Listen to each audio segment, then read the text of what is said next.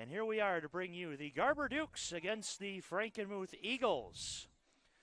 Welcome to this edition of Friday Night Football. I'm Tom Green with the partner Jamison Van Ochten calling this football game here from at Harvey Field.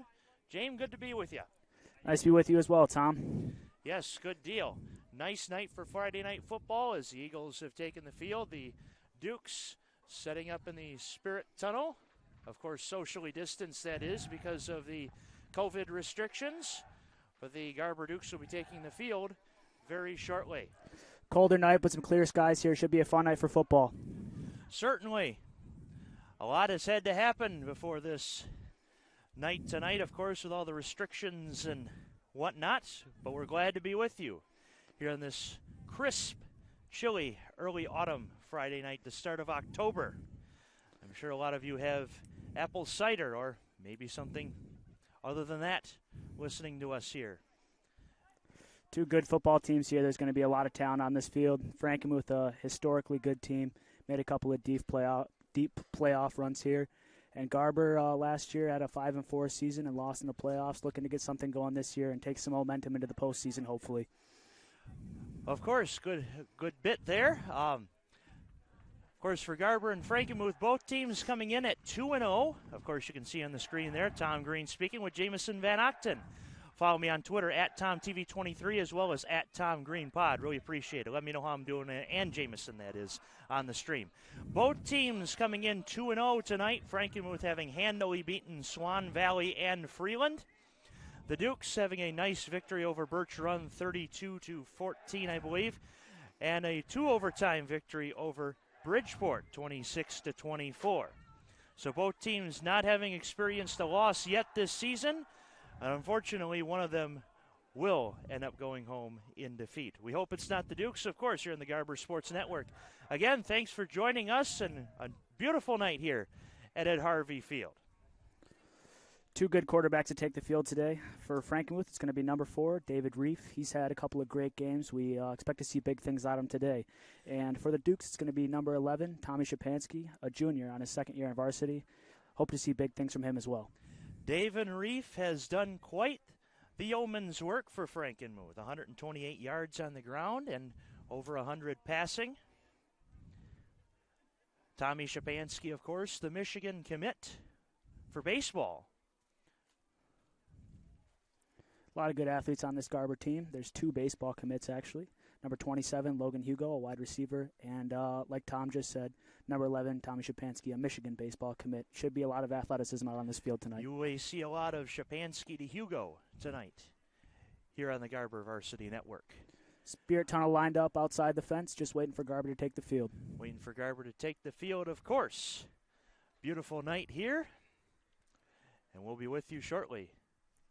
The Garber Sports Network again. Broadcasting you live from at Harvey Field.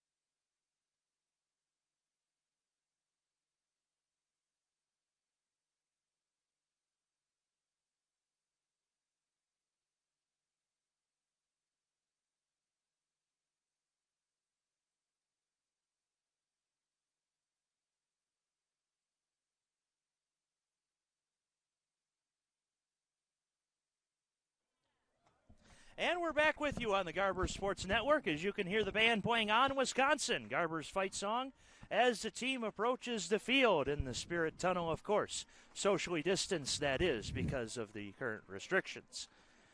But yes, Garber about to take the field. Both teams 2-0. We're set to be with you on this crisp early autumn Friday night. Dukes are led out by their longtime head coach, Jake Coquillard, who's had a very successful tenure here so far. He looks to have a signature win here this season against the Eagles.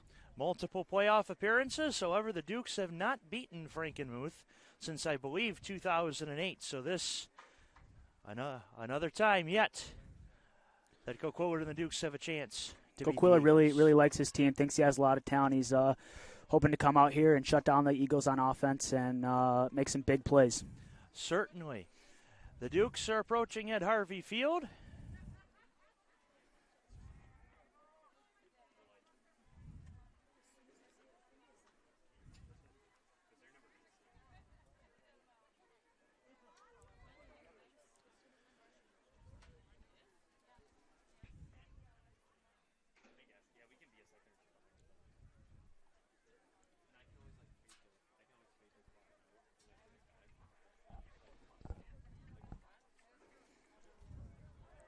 Of course, the Dukes huddling up.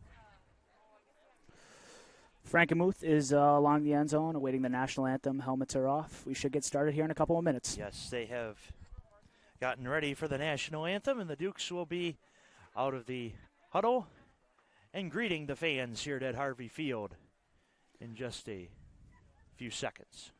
Definitely been a different type of football season, a lot up in the air before the year going on, but we're happy to be with you. For those of you just joining us, I'm Jamison Van Octon with my co-host Tom Green. Yes, thanks, Jamison, for the welcome. This is the Garber Sports Network, and here come the Dukes. Greeting their fans for the first time at Harvey Field. Garber High School welcomes you to Ed Harvey Field for tonight's game between the visiting Frankenmuth.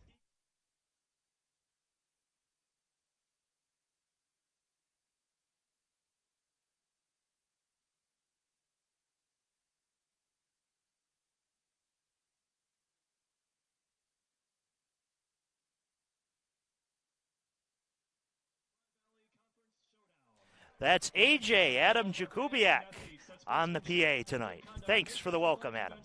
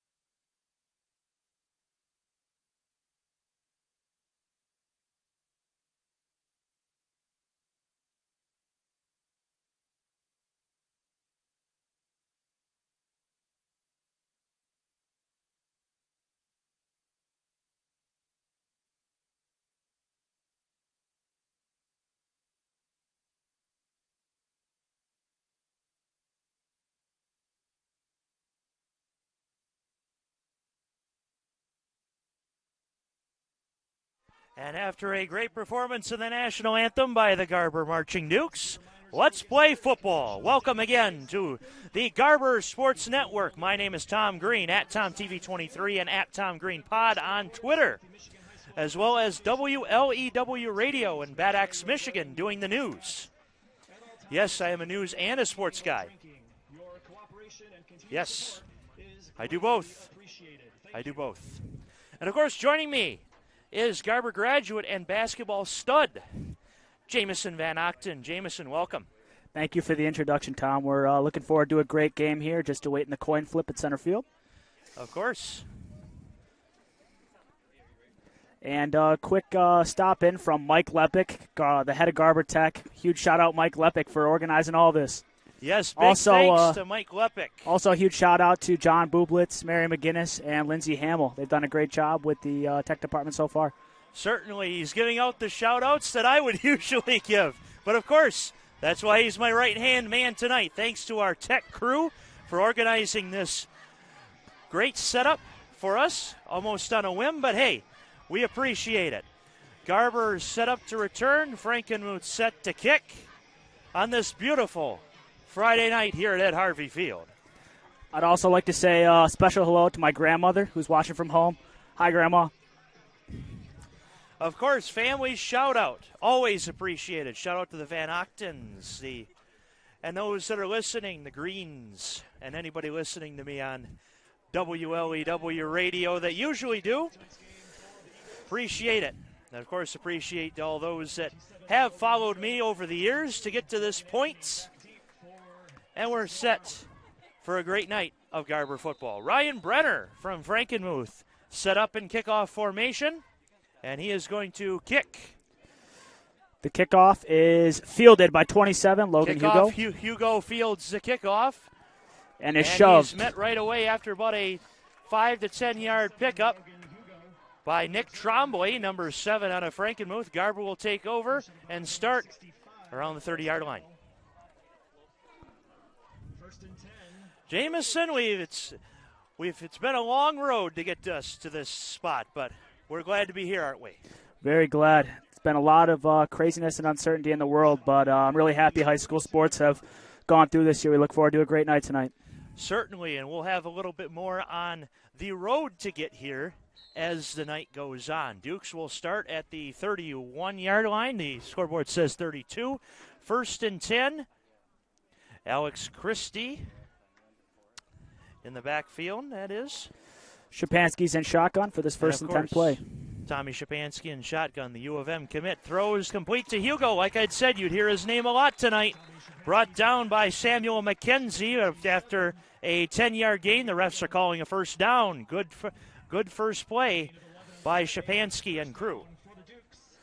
Great quick pass to get the Dukes rolling out of the gate. They look to huddle up here. Hopefully another game from the Dukes here. Great connection from Tommy Shapansky and Logan Hugo. Like I said, you're going to hear a lot of Shapansky to Hugo tonight. Shapansky, the U of M baseball commit, and showing his firepower in that first pass to Hugo. Shapansky in the gun, 5 wide receivers set. And here we go. Shapansky throws just a little high for Hugo, incomplete. Correction, that pass is going to be incomplete to number 22, Logan Anthony, who was the intended receiver there. That's why I have my color guy with me. Shapansky to Anthony. Wrong Logan on that. Those are 2 of his favorite targets there. Logan Anthony, of course, coming off a very successful sophomore season last year where it was one of Adam Schimmel, former Garber quarterback's favorite targets. Tommy and the Logans, if you want to call it that, here on the Garber offense. 2nd and 10. Shapansky set.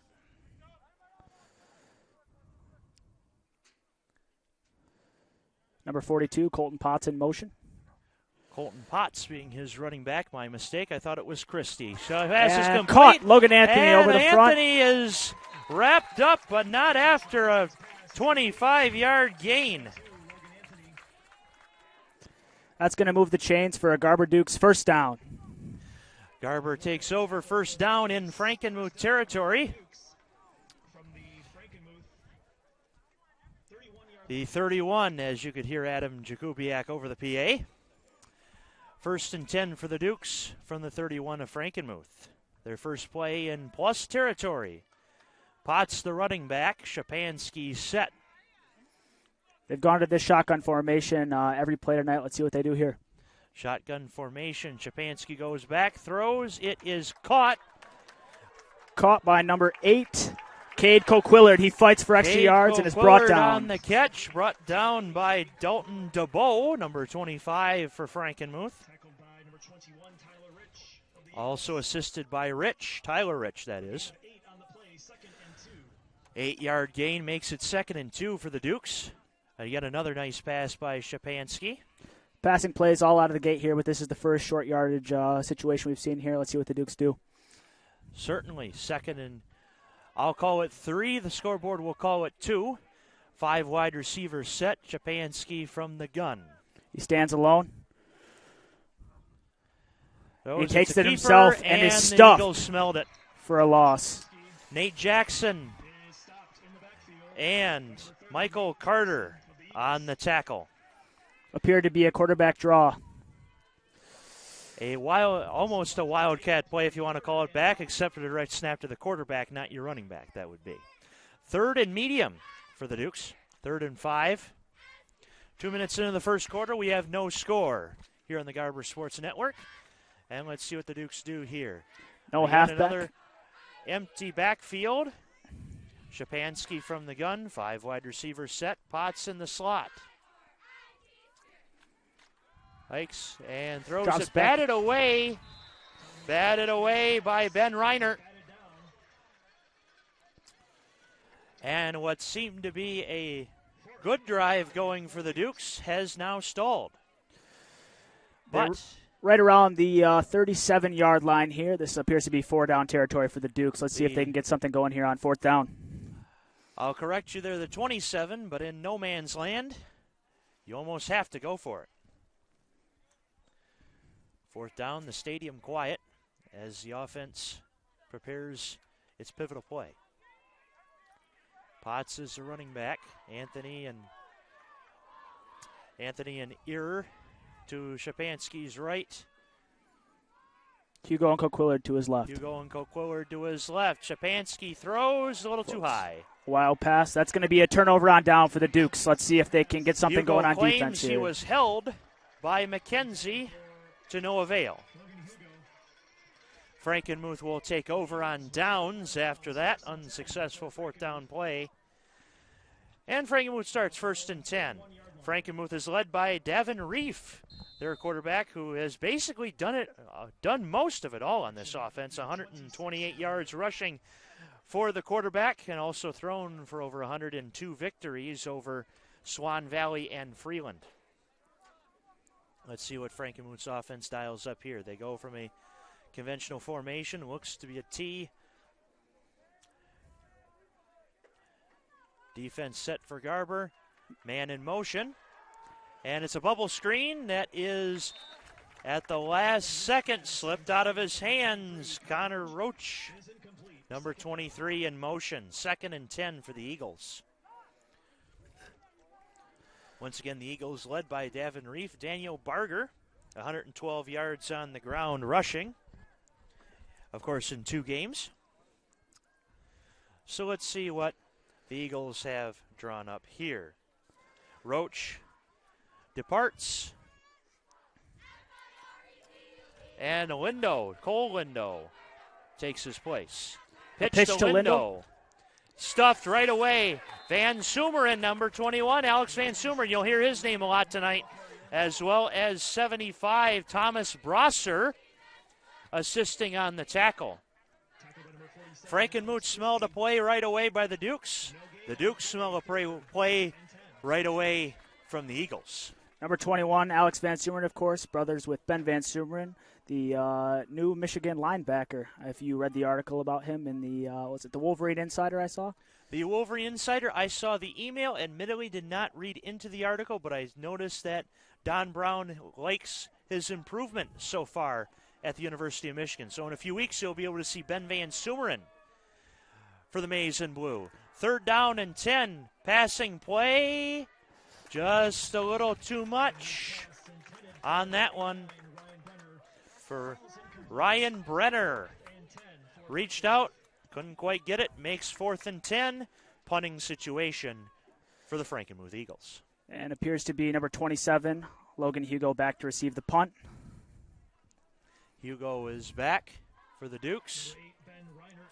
Ben Reinert, as he took the kickoff, he is also going to punt for the Eagles. A great defensive stand there by the Dukes. They look to take control again and get something going on offense. Yes, a great turnaround by the Dukes after a stalled 4th down play. 3 and out right away for the Dukes, and Hugo says, I will not take this one, and I don't blame him. Down by Jake Andrews, number 3, at the 30-yard line, and Garber will take over after this short break. You're listening to the Garber Sports Network.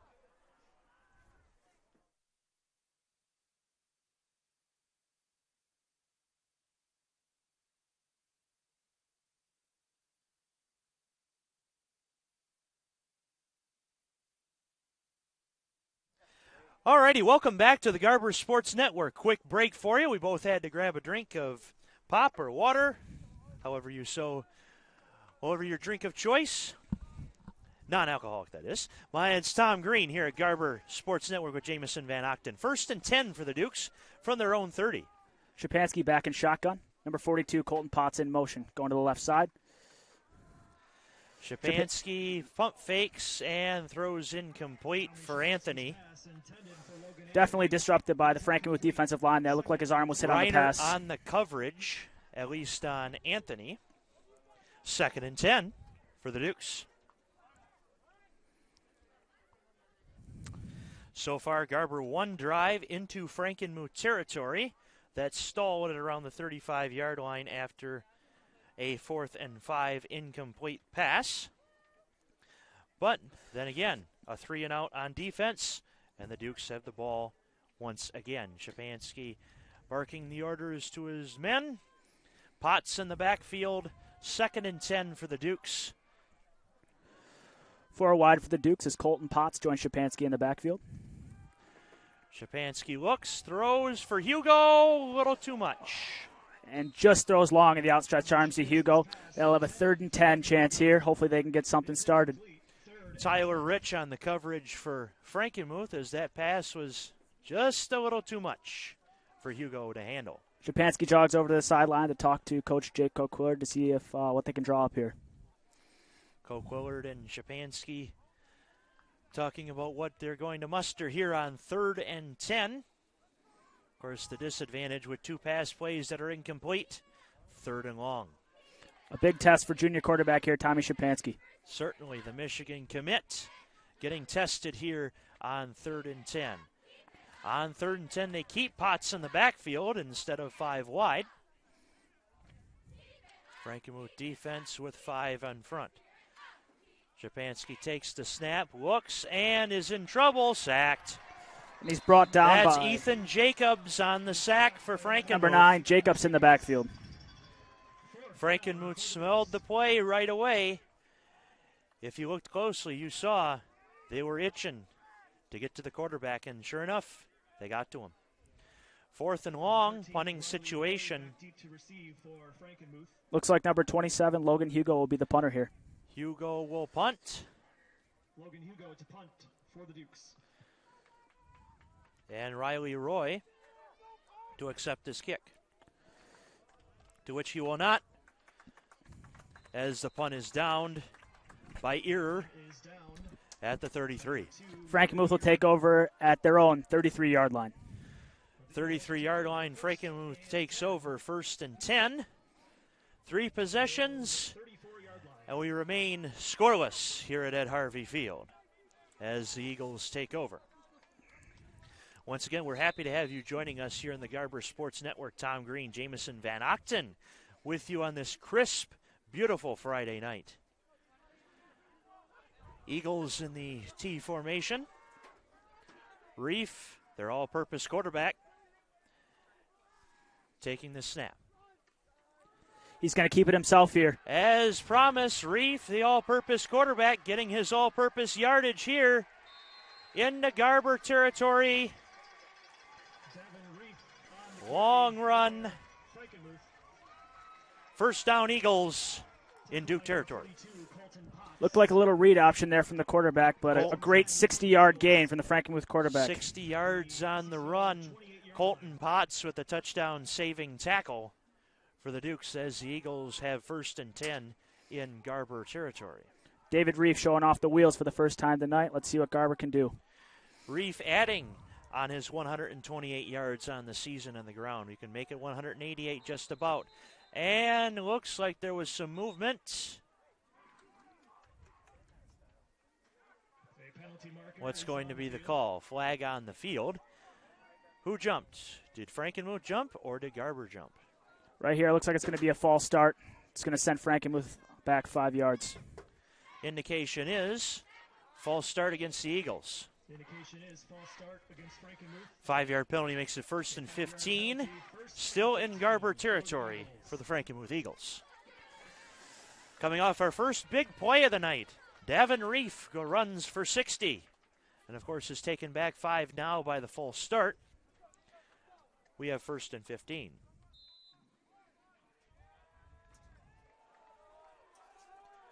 In the conventional T formation, snap. Garber smelled that play right away. And he's dragged down by guess who? Number 21, Alex Van Sumeren. Cole Lindo brought down by, like Jamison said, guess who? Alex Van Sumeren. He's been causing problems for this offensive line all night. If it hasn't been bringing down a tackle, it's been disrupting the quarterback. He's been a huge piece here for Garber so far. He's been causing problems to many offensive lines. I can guarantee you that in his 2 1/3 seasons here.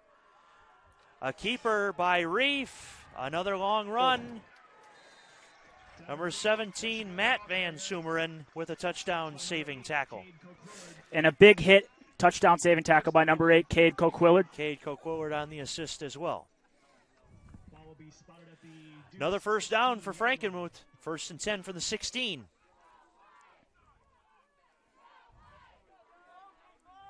Frankenmuth with 2 first downs on this so far successful drive. We are halfway through the first quarter. We remain scoreless. Huge opportunity for Frankenmuth here. Let's see what they do. In the red zone is the red team, the Frankenmuth Eagles. Reef, pitch, and stuff. No, got out of the tackle. And number Cole Lindo, number 26, Cole Lindo is going to run in for the touchdown for Frankenmuth. Lindo breaks the window and scores for Frankenmuth. 16 yards on the carry by Cole Lindo. Probably ran about 25 there. He's a very elusive run there. I would say almost 35 if you look at it completely. But yes, Lindo broke the window of the score sheet. And it's 6-0, Frankenmuth extra point pending. Number 89, Ryan Brenner to attempt a 20-yard extra point. Snap, no, snap, hold, kick, up, and a little bit lower than he wanted, but good nonetheless. You know what they say. 5:39 remains in the first quarter. Your score on a Lindo touchdown. Frankenmuth 7, Duke 0. You know what they say there. A point is a point. As unconventional as it may have been, it went through the uprights. That is true. A little bit lower than Brenner wanted it. But then again, the score remains 7-0. We'll be back with you on the Garber Sports Network.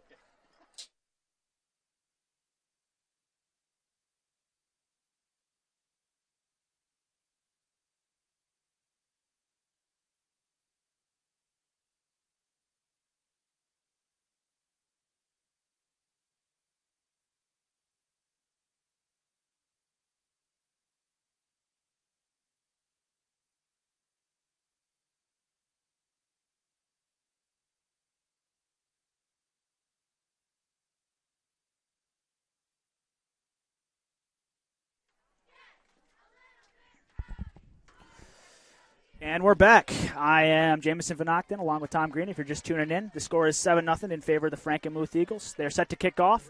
The two Logans, number 22, Logan Anthony, and 27, Logan Hugo, set deep to receive for the Dukes. Yes, as Jamison said, we are back with you on the Garber Sports Network. The Logans, Anthony and Hugo, back to receive the kick. Frankenmuth bluffs, but will kick it through a conventional kickoff form. And before we kick off, a shout-out to the Garber cheer team, coached by Jordan Sandsburn and Hannah Lesbrance. Yes, Hannah Lesbrance and Jordan Sandsburn, fellow alum of the class of 2013. Logan Anthony's going to field that one at the 2-yard line, running up. 15-yard gain here and still not down. After a short gain, the Dukes will take over at their own 20. Logan Anthony this time on the return for the Dukes. 4 possessions in, we have a score. Lindo broke the window of the score sheets. It is 7-0 Frankenmuth as the Dukes take over. 1st and 10 from their own 20.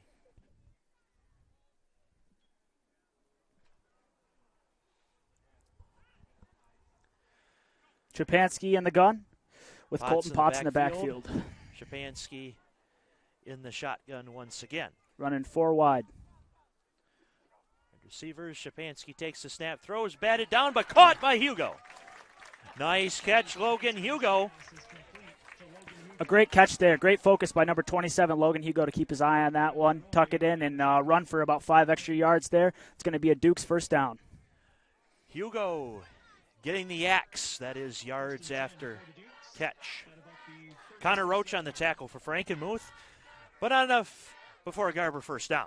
1st and 10 for the Dukes from the 36-yard line.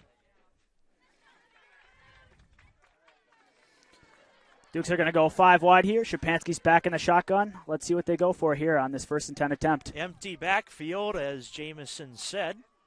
Potts in motion. Shapansky takes the snap, throws, pump fakes, and throws to Potts, who is down right away after a 2-yard gain. 2nd and 8 for the Dukes. Shapansky trots over to the sideline. Let's see what Coquillard's got drawn up for him here. As always, Coquillard and Shapansky. Coquillard barking the orders to Shapansky, who will then bark the orders to his men. 2nd and 8. If you're just joining us, 4.5 minutes left to go in the first quarter. The score is 7-0 in favor of the Eagles. Let's see what the Dukes can get going here on this 2nd and 9 attempt. 2nd and long for the Dukes. Looks like Potts in the backfield with Shapansky. Defense is set close. And let's see, looks like a running play. We'll see what happens here. Shapansky takes the snap, throws, play action, and it is complete. That is caught by number 12, Colin Sackrider. Colin Sackrider on the catch for the Dukes, brought down by Tyler Rich. 3rd and 1. About 9 on the play. 3rd and 1 for the Dukes at their own. 3rd and much more manageable than the last time they faced 3rd down, which was 3rd and 5. 3rd and 1 for the Dukes. Of course, Shapansky and Coquillard setting the table for what they will have here on 3rd and 1 yard to go.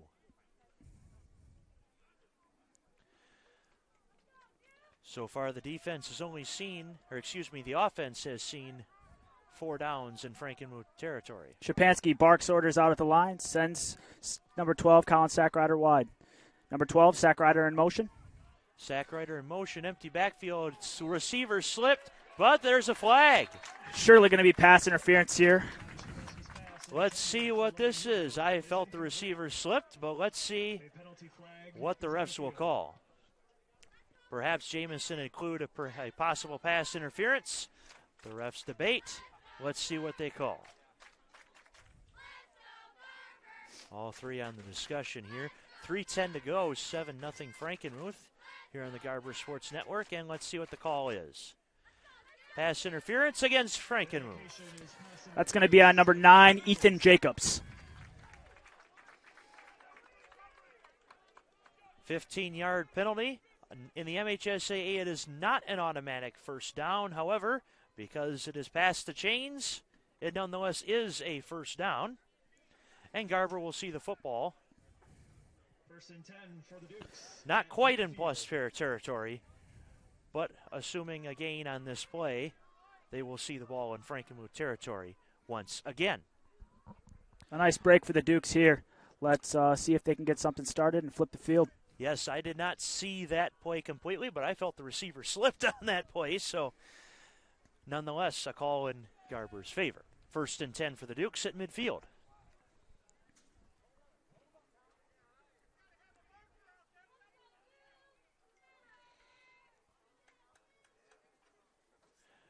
And the refs have moved the ball towards the 40-yard line after the penalty.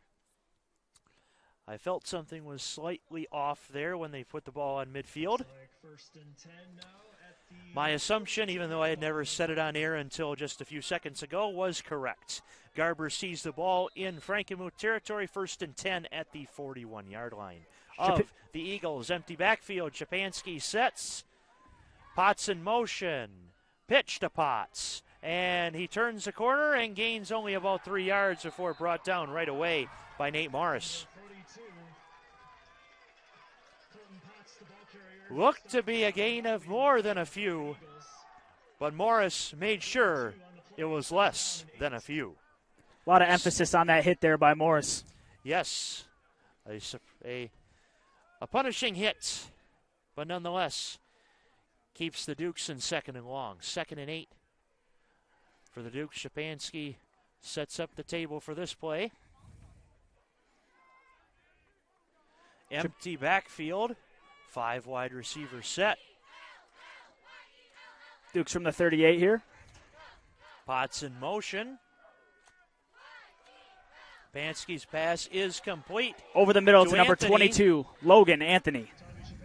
But couldn't get any yaks at all because Riley Roy was in for the tackle.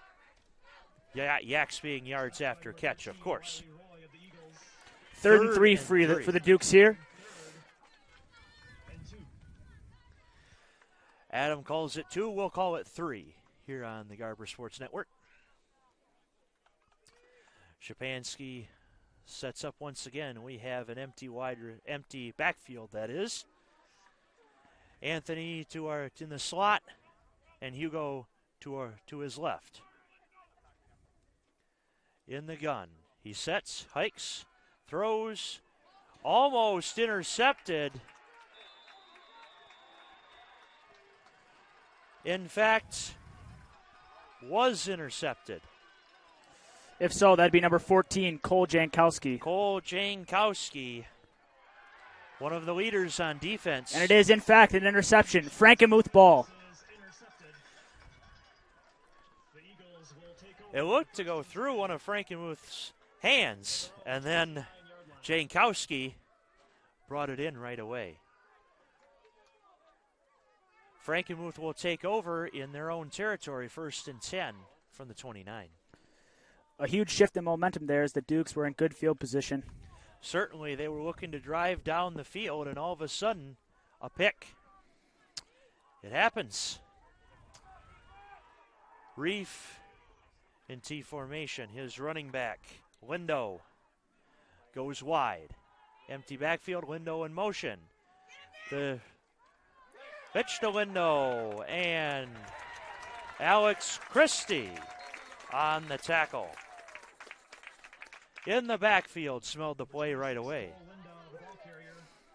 A huge defensive stop there for the Dukes. Certainly. We've seen Lindo break the window once for a score, but he wasn't going anywhere that time, said Alex Christie. Tried to get around the edge there, but met with a huge hit that drove him about 3 to 4 yards back. A nice tackle there by Alex Christie. Certainly. Brings up 2nd down, and we have a stoppage in play.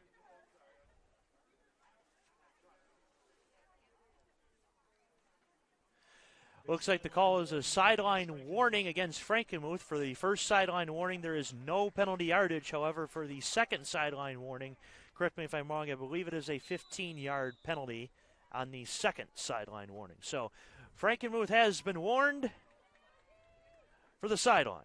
2nd and 13 for the Eagles. Just a little bit over a minute left to go in this first quarter. 7-0, the Eagles lead. 7-0 for the Eagles. We have 1 minute to play in the first. Man in motion. Reef keeps. Reef throws. Too much. Intended for Cole Jankowski, which was caught on a bounce. But the bounce does not count. Nice coverage there. Looks like a little double coverage from number 8, Cade Coquillard, who's at safety, and number 27, Logan Hugo, who's a defensive back tonight. Cade Coquillard and Logan Hugo working the back. Working the linebacking core, that is, for the Dukes. Less than a minute to play, 3rd and 13 for the Eagles. Number 8, Cade Coquillard, in his first year on varsity here. He's a sophomore, son of Coach Jake Coquillard. Yes. Jake with two sons, Ty, who was an offensive lineman who graduated, and Cade, who is out there on the field right now. The pitch to Lindo breaks a couple of tackles, but is met by Logan Hugo. Cannot get around the edge there, and a huge stop, which is going to bring up a 4th and long for the Eagles. 4th and long for the Eagles in a punting situation for sure. Looks like number 27, Logan Hugo, is going to be back to receive once again. Hugo back to receive. Reinert to kick. After a great punt last time, let's see what he does here. 20 seconds remain in the first. We're reaching about the time where we're not sure if he has enough time to, or if he can choose to kick this. He does. Kick is up. Hugo can accept the punt, but chooses not to, and wisely so. And the Dukes will take over on their own 32-yard line when we come back. 1.7 to play in the first quarter. Dukes will take over 1st and 10 from the 32-yard, from the 32-yard line. Adam Jakubiak being correct on that, of course. 1st and 10 from the 32-yard line. 1.7 to play in the first, so this will certainly be the last play of the first quarter. Once again, we hope you're enjoying our coverage here on the Garber Sports Network as the Eagles lead 7-0. This is Tom Green, Jamison Van Ochten with you from Ed Harvey Field on this crisp Friday night. In an empty empty backfield, Chapansky takes, throws incomplete, intended for Anthony, and that might be the end of the first quarter. We'll see. We have a flag on the field. Flag on the field. Let's see what this is about.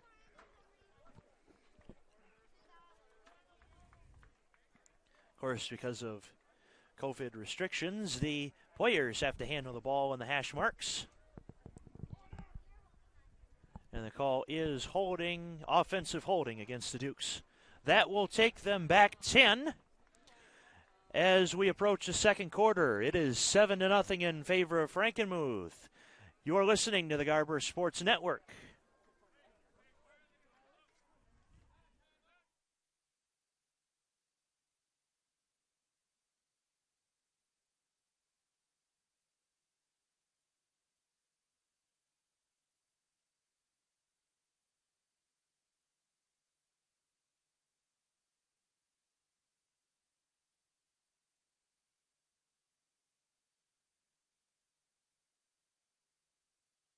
I take that back. We do have one more play in the first quarter. An untimed down, which is a bit unusual, at least how I've watched football over the years, at least in the MHSAA, but this has been an unusual year for sure, so we'll roll with it. Final play of the first quarter. Chapansky stands alone in the shotgun. They're going to go with this 5-wide formation that we've seen many times tonight. Koquiller takes the ball, but it's intercepted by Cole Jankowski. That's going to be a pick six.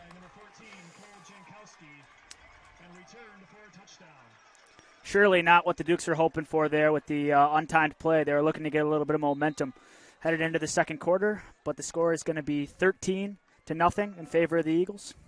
An unusual end of an unusual quarter. In an unusual time in our unusual year of 2020. And it looks like number 8, Cade Coquillard, who was the quarterback kind of on that play, is hobbling off the field. Trainer's taking a look at him here. Looks to be a problem with his knee. Unfortunate. The pitch, which was unfortunately thrown and picked, an extra point pending. Of course, Brenner to attempt 20 yards out.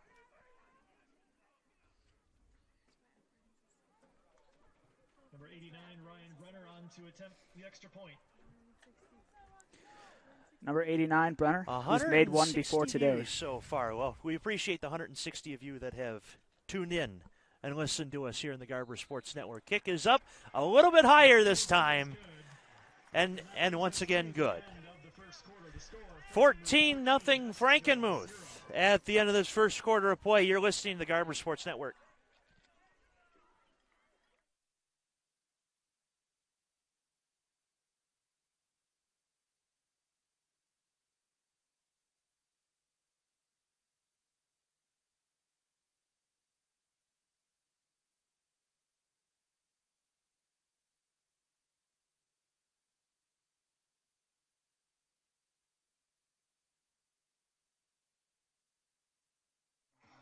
If you're a fan of podcasts, like yours truly is, you will find some enjoyment listening to the Tom Green podcast. Yes, that is my own podcast. Shameless plug, self-promotion, however you want to call it, but it was approved by our folks at the Garber Sports Network, so I'm going with it. Tom Green podcast, talking Lions and Wolverines, which we'll be firing that up in a few weeks as well for the Wolverines. Lions Saints preview is up on the Tom Green station. Tune in on Apple, Tom Green Podcast, TOMGREENE on that podcast. I am not Canadian, but people do call me humorous if we're talking the comedian Tom Green. So, Tom Green Podcast, check it out, Apple Podcasts, if you're enjoying this live stream. In the second quarter, just about to get underway here at Ed Harvey Field. And with that, you're back with us on the Garber Sports Network. We appreciate all of you listening from far and wide, worldwide streaming on the Garber Sports Network.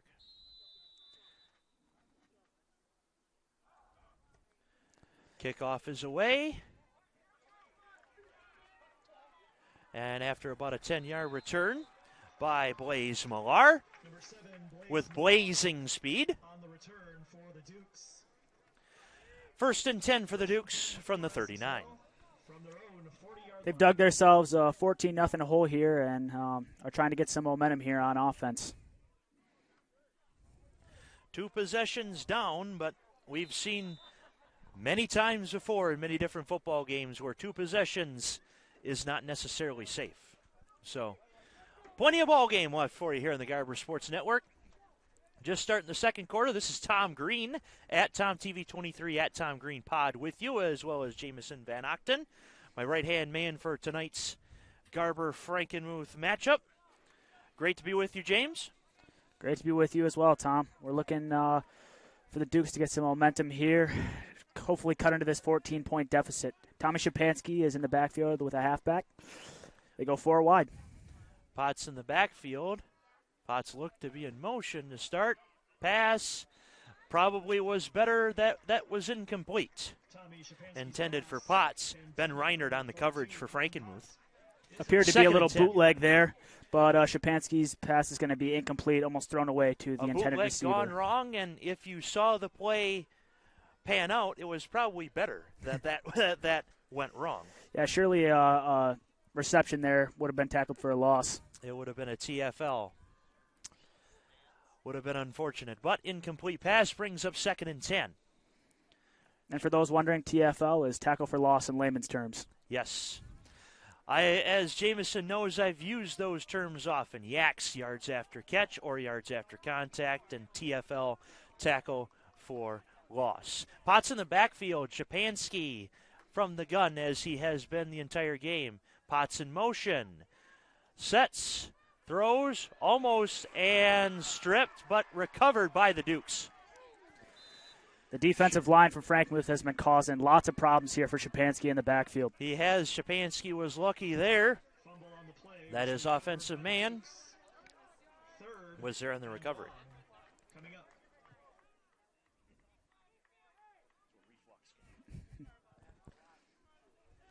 3rd and long for the Dukes.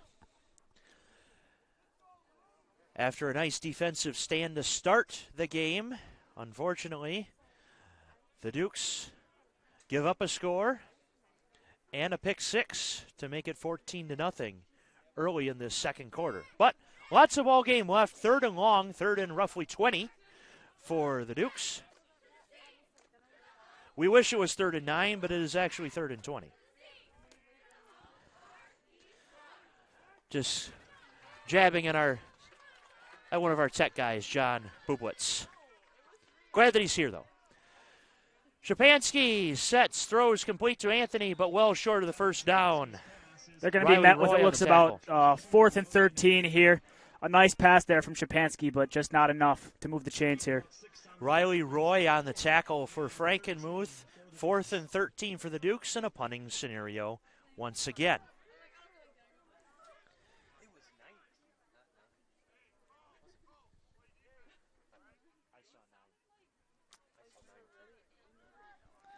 Hugo, the punter here. 4th and 13 for the Dukes. And it appears to be number 13, Riley Roy, back to receive for the Eagles. The punt is away, and it's a booming high kick, but short. That one's going to go out of bounds at about the Garber 40. Frankenmuth will take over in Garber territory, in their own territory. 1st and 10 from the 40. You're listening to the Garber Sports Network. Frankenmuth will take over 1st and 10 at their own 44-yard line.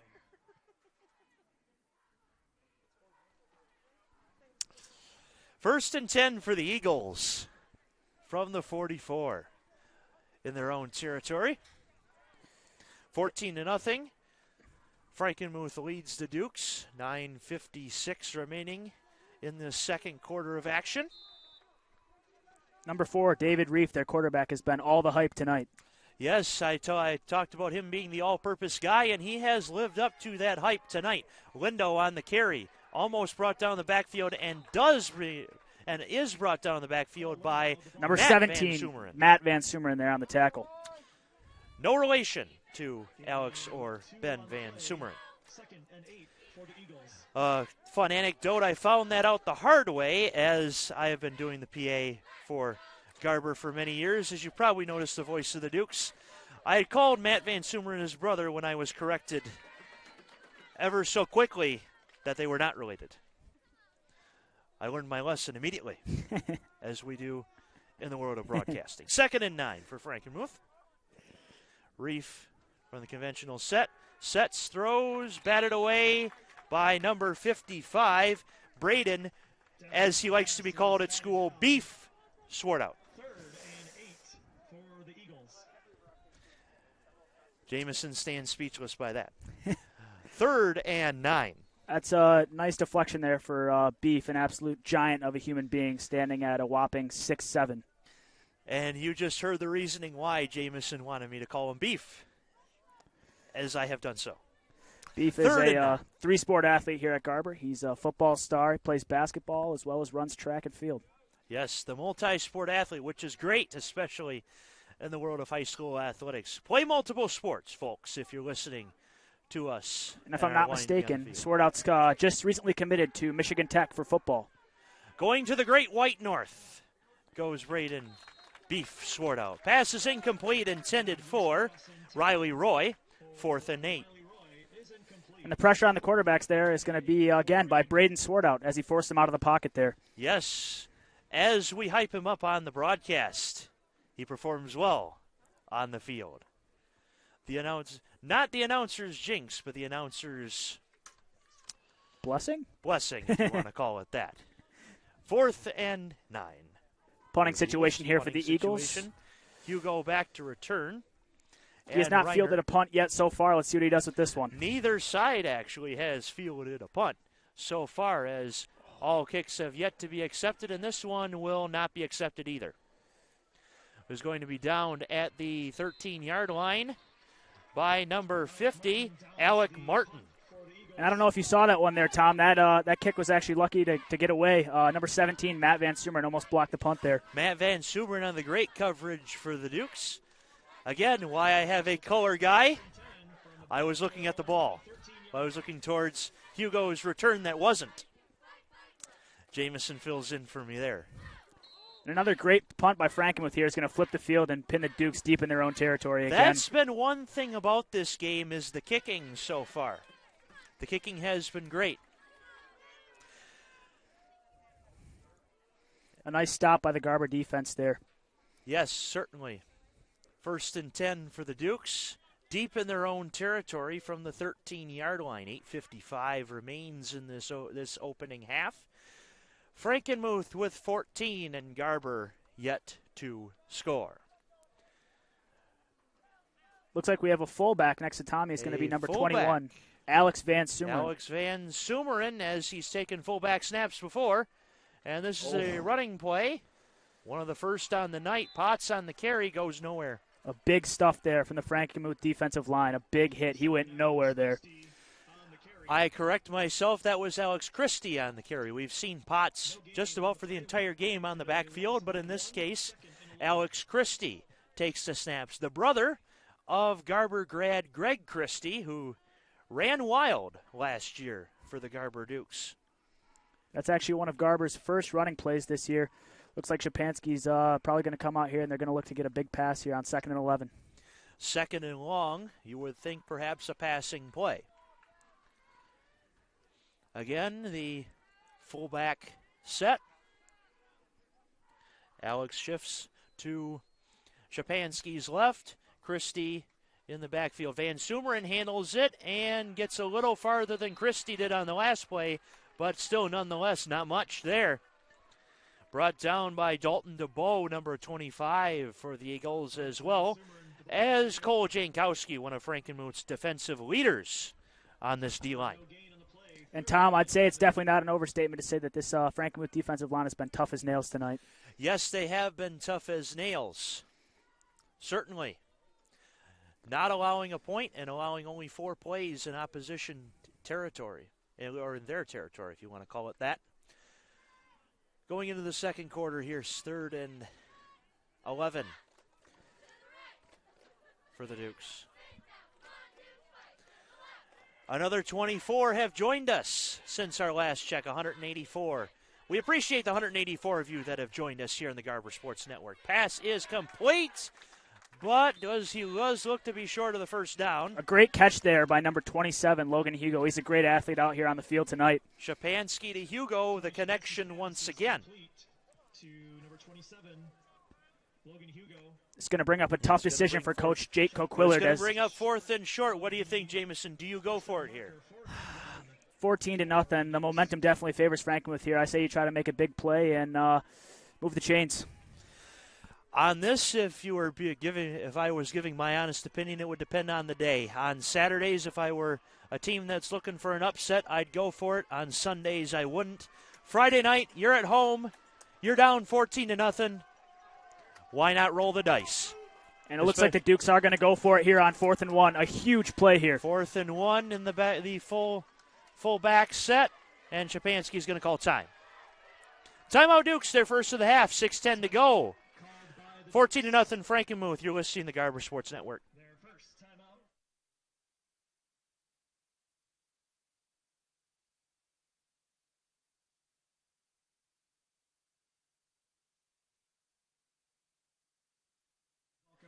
Of course, during this timeout, Adam is introducing the cheer team. A shout out to the cheer team, working hard down there. Hannah Lesperance assisting Jordan Sandsburn, the fellow Garber grad of 2013, as yours truly is a Garber class of 2013 grad.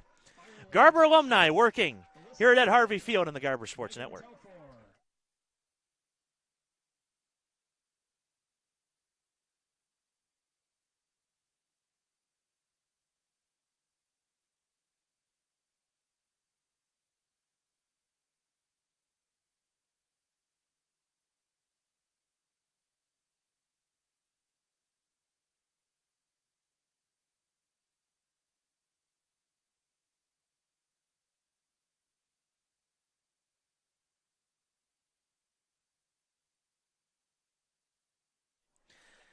During this timeout, I will shout out the team and athletes of the month at Essexville Garber in the month of September. Your boys athlete of the month was Connor Bash in boys tennis. Congratulations to Connor on athlete of the month. Olivia Deaton, your girls athlete of the month in girls golf. Congratulations. And your team of the month of September, varsity volleyball. So congratulations to the athletes and team of the month. 4th and 1. We'll see what the refs say. Looks short to me, but I could be wrong, and I hope I'm wrong. Where do the refs spot it now? Spot, signal, or measurement? First down, Garber. I was wrong, and I will say I am glad that I am wrong. 1st and 10 for the Dukes. Pivotal 4th down conversion there for the Dukes. Their first on the night. Brings up 1st and 10 from their own 25. Or 24, that is. Full set. Shapansky throws. Just off the hands of Anthony. Tyler Rich on the coverage for Frankenmuth. 2nd and 10 for the Dukes after that pivotal 4th down play. 2nd and 10 for Essexville Garber. 14-0 Eagles. We are just over halfway through this second quarter of action. 5:50 remaining. Tom Green with you on the Garber Sports Network. Jamison Van Ochten will be joining us here in just a couple of seconds. Joined by our magnificent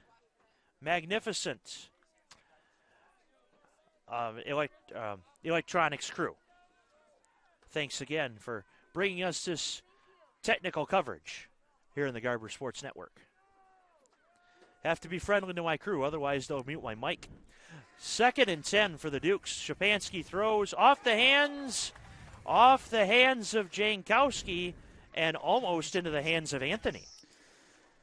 But nonetheless, the ref waves his arms in an incomplete motion. 3rd and 10. Jamison is back with us. Pivotal 4th down conversion there for the Dukes. And looks like they're met with another 3rd and long situation here.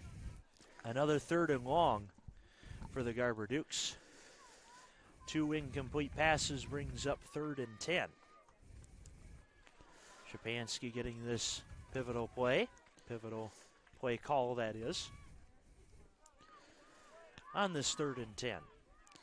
I suspect the Dukes will go back to a 4 or 5 wide formation here. They need to get something going. I think that would be wise.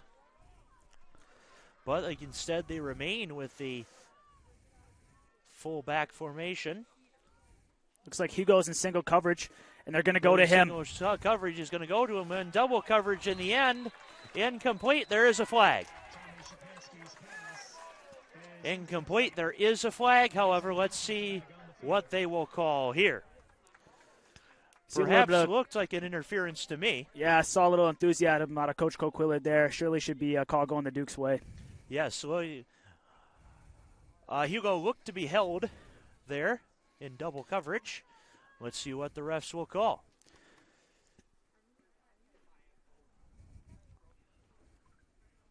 It is pass interference against the Eagles. 15-yard penalty, not an automatic first down per MHSAA rules, but because 15 yards will bring him past the chains, it will be a 1st and 10 for the Dukes. Another break here for the Dukes. They need to get something going here on offense. They need to get a little bit momentum and at least leave a long field for the Frankenmuth Eagles to drive down. They've left them with great field position so far and thrown a pick 6. The offense really needs to get going here. What do you think, Tom? Yes, a pivotal 4th down conversion and that penalty hopefully will get their momentum swinging the Dukes' way on offense. Still in the full back formation, 1st and 10 for the Dukes from their own 40. Looks like there was movement. Who moved first? The flag is out. And let's see what they call. It is a false start. Garber moved first. On the field, indication is false start against the Dukes. 1st and 15. Penalty. 1st and 15 for the Dukes. From their own 34-yard line. 2 first downs on this drive for the Dukes, but they do face a 1st and 15 from their own 34. And if you're just joining us, we're about halfway through the second quarter here. The Eagles lead 14-0. Again, a special thanks to all of those that are joining us here in the Garber Sports Network. We wish we were with you in person, but because of restrictions, unfortunately that cannot be the case. As Van Sumeren, the fullback, gains 2 yards on that play. A nice positive gain for the Dukes there, but again, the Frankenmuth defensive line is just not allowing anything inside there. Yes, it's been a struggle in the trenches so far for the Dukes. Alex Van Sumeren trying to break that trend, but so far to no avail. 2nd and long. Looks like Shapansky's going to be alone in the backfield here as they go to... For the first time this drive, empty backfield for Shapansky, as Jamison pointed out. 4 wide receivers to his right. Screen to Potts. smelled right away. Roach on the tackle. Roy assisted him. Jankowski assisted him. Third and 12 for the Frankenmuth Eagles. The Garber Dukes. Looks like they're going to get a spot here at around the 37-yard line, their own 37-yard line, with third and 12 to go here.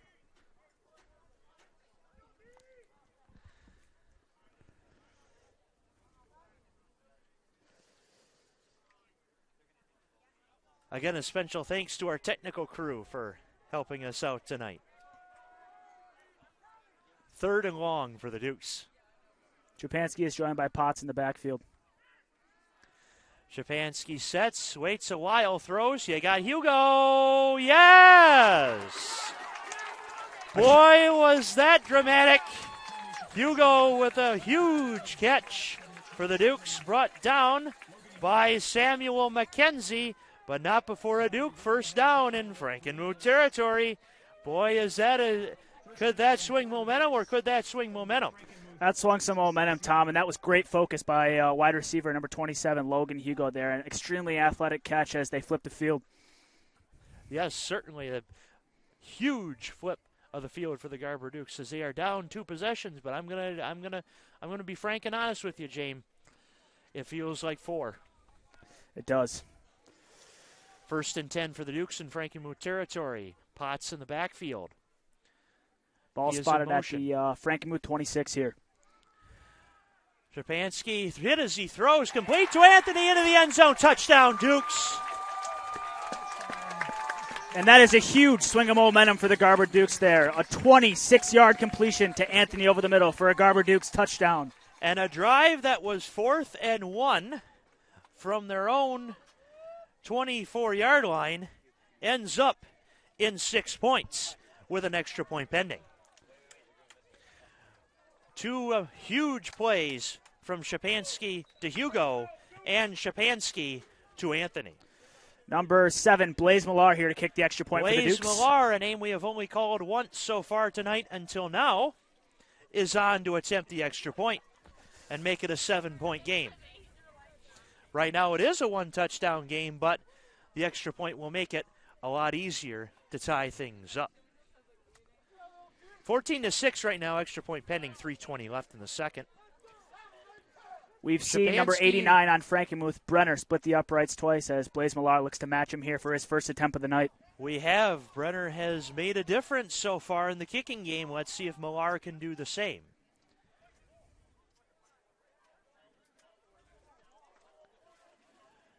They need a new football to kick. The game ball bag, very important. A very little known fact, but very important, especially in the throwing and kicking game. Millar to attempt the extra point to make this a 14-7 game. Huge score by the Dukes to make this a 1-possession game. Still in the first half, and as you can tell by the crowd's reaction, that extra point is good. With 3:20 remaining in the first half, your score, Frankenmuth 14, Dukes 7. You're listening to the Garber Sports Network.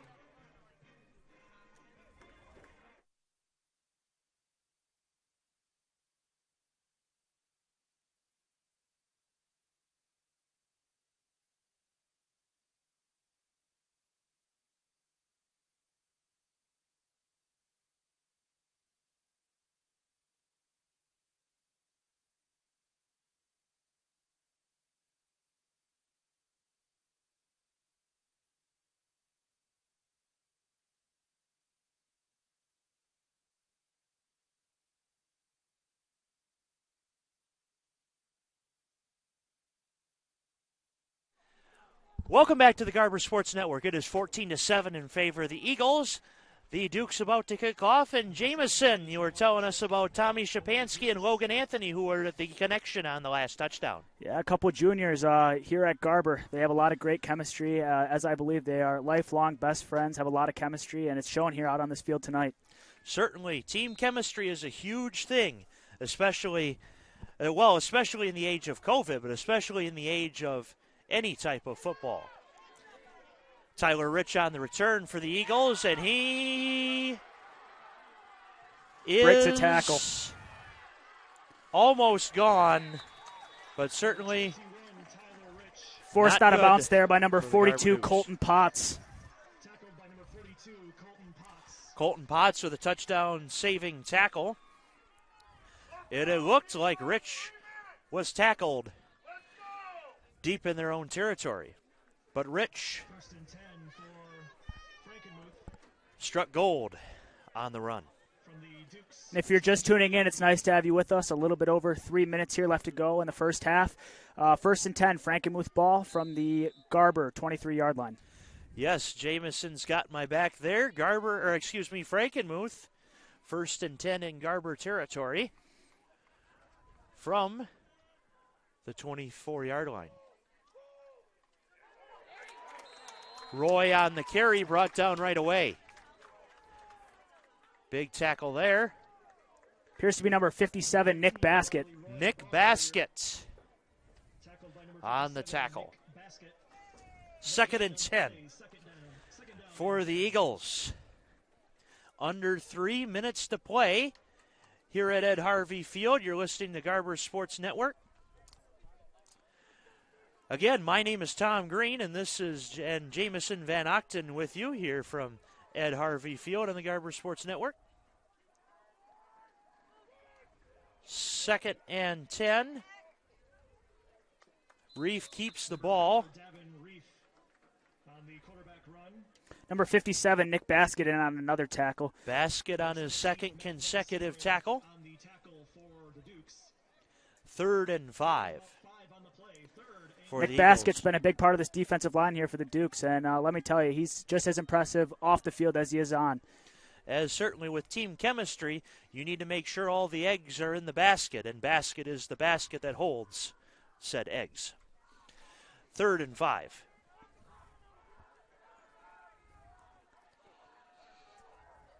Reef, there is movement. The question is, who moved first? penalty flag on the field. It appears as if Frankenmuth did.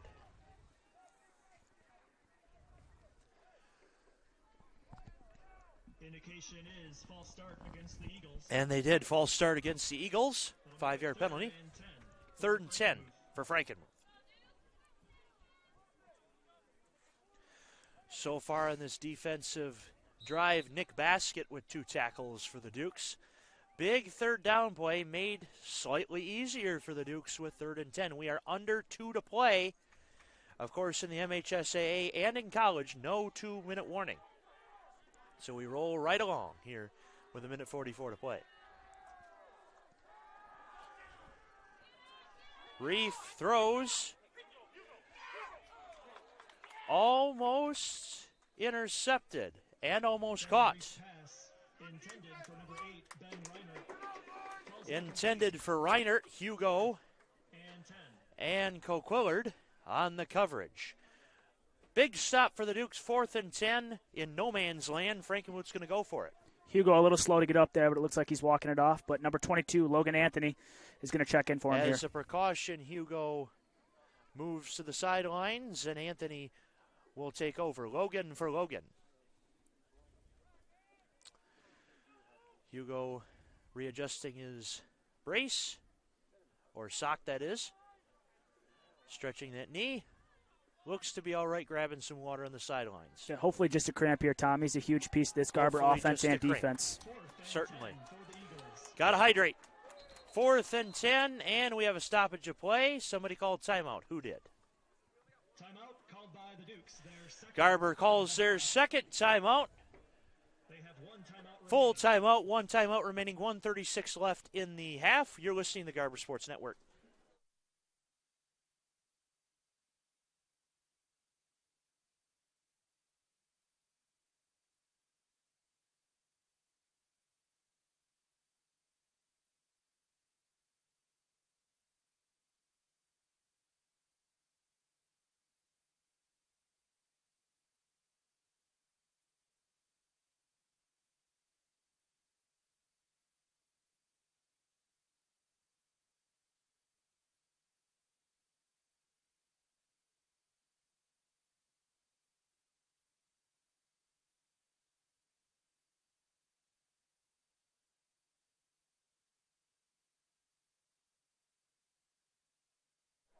A harvest moon here at Ed Harvey Field. Not quite the old N64 game, Harvest Moon 64, which I've played a few times before, but a nice harvest moon upon Ed Harvey Field.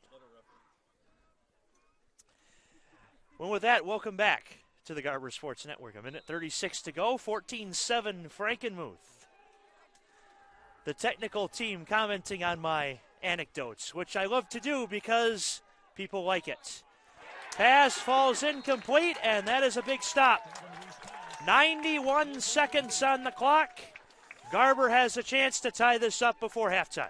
And a huge deflection there by number 42, Colton Potts. Colton Potts with a huge deflection. That was intended for Brenner, and that could very well be a 14-point swing. Let's see what Garber can do in the last 91.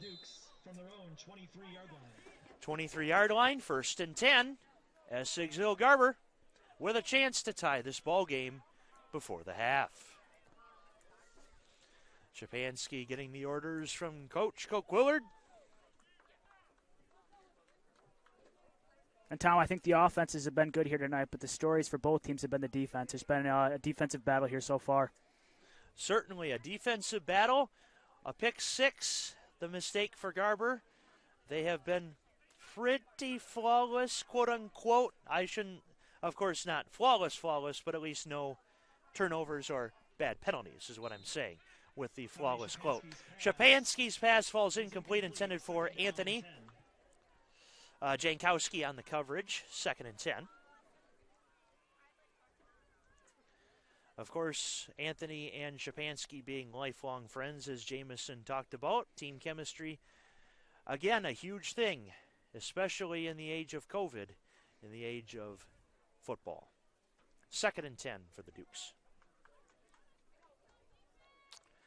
Shapansky gets the orders. Instructs his men, and they break. Like I was talking about earlier, these defenses look pretty evenly matched today, both just allowing one touchdown from the other's offense. That is true. 1 touchdown apiece given up. Potts in the backfield. Shapansky sets, Hutz throws, caught Hugo. Brought down immediately by number 21, Tyler Rich. As Tom said there. A nice play there to ensure that Hugo doesn't get any more yaks, as Tom says. Yes, yards after contact or catch, however you wish to call that. Minute and counting left in this quarter as Garber is down to 1 timeout, 3rd and 3. Empty backfield, 5 wide receivers set as they get in formation. Shapansky sets. Hikes, throws, and intercepted. And a nice tackle there from offensive lineman number 75, Thomas Brosser. Brosser with a touchdown saving tackle, perhaps. Ethan Jacobs on the interception.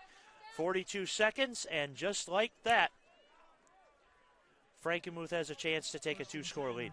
And Brosser's gotten a lot of minutes tonight playing both sides of the ball on many possessions. He certainly has, and that's a thing that isn't talked about too much and is seemingly expected almost in high school football. You play both sides of the ball, you learn a lot, that's for sure. Thomas Brosser, very energetic out there tonight despite playing almost 2 full quarters. He looks good out there right now. And that's another thing you need if you're going to play both sides of the ball is energy. 42 seconds left. The pitch to Lindo, smelled out right away.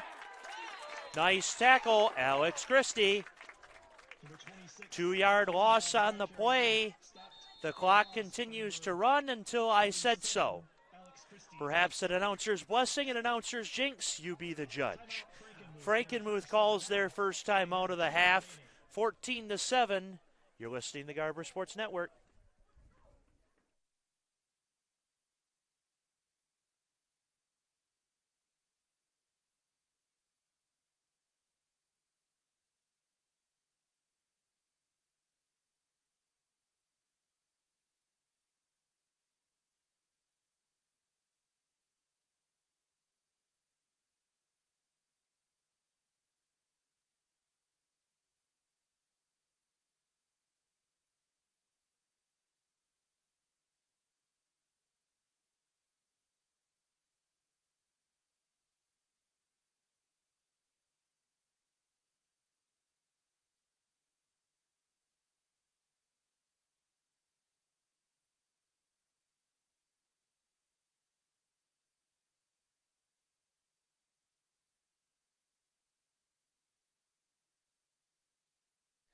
A chilly night in Essexville. Garber has our technical team and my partner Jameson Van Octen calling for hot cocoa. But nonetheless, a nice warm drink sounds good. 31 seconds left here on the Garber Sports Network in the first half. Eagles of Frankenmuth lead 14-7. Second and long after a botched screen, or a screen that play that goes nowhere, that was, by Lindo. Reef passes, triple coverage, incomplete. Garber is now 2 plays away from averting the pick by Shapansky. And a quick moment to shout out Brady Keniston, Garber's team photographer. He does a wonderful job with pictures. Brady Keniston has been doing it for many years, since even him and I were in school. Brady, a graduate of the class of 2014. Yours truly, a graduate of the class of 2013. Brady's passion has been photography, and he has done it internationally, even in New Zealand a few times for NASA, as our technician Mary McGinnis tells me. Third down for Frankenmuth. Fumble! They didn't recover, but Frankenmuth asks, where's the beef? As Braden Beef Swartout comes in for the tackle. We're going to have a brief intermission on the field here. Injury timeout on the field. In It appears the to me NFL, in the last 2 minutes, you are forced to take a timeout. The rules are different for the MHSAA. it appears to be number 68, Chase Colligan, down for Frankenmuth. Chase Colhagen is down for Frankenmuth. We'll step aside as he is attended to. You're listening to the Garber Sports Network. 19 seconds to play in the first half.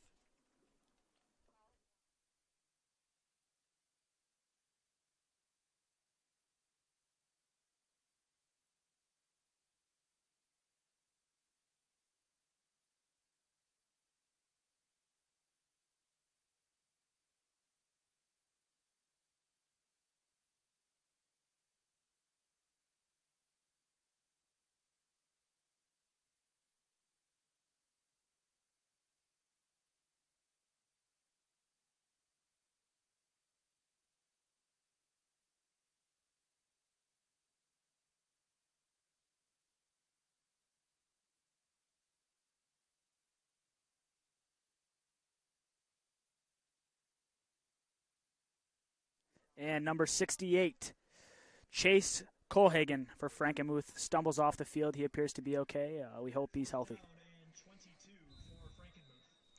Big play here. The Duke's hoping to get a stop before the half. 19 seconds left. You're listening to the Garber Sports Network. Fourth down, running play. And he is almost gone, but too close for comfort with 6.6 to go. First down, Frankenmuth. Huge run there for number 26, Cole Lindo.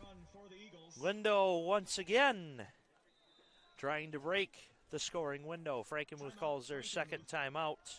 Their second of the half. They have one remaining. And Tom, Reef and Lindo have really been the focal point of this offense tonight, getting almost exclusively doing all the scoring for Frankenmuth. Certainly, coming into this game, we knew that Reef was going to be the all-purpose man, but he has definitely given the share of the workload to Cole Lindo. Lang, like I had said, has broken the scoring window once, has a chance to do so again with 6.6 to play in this first half. So far, it's been a very interesting ballgame. Interesting to say the least. The Dukes hope to get a big stop here before going into half. They look to keep the game to a 7-point deficit here. With 6.6 to go, Frankenmuth can run the ball as they have a timeout. The Dukes, of course, can call a timeout if, in the interesting case, Frankenmuth decides to kick a field goal. They can ice the kicker. Of course, in the MHSA, you do not see a lot of that, but the option is available. 6.6 to play. Garber gets out of their timeout huddle, and Frankenmuth does now. And we're ready for play with 6.6 left. 14-7. Frankenmuth, they're knocking on the door to make it 21-7. We'll see what happens here in the last 6.6. Frankenmuth from about the 7-yard line.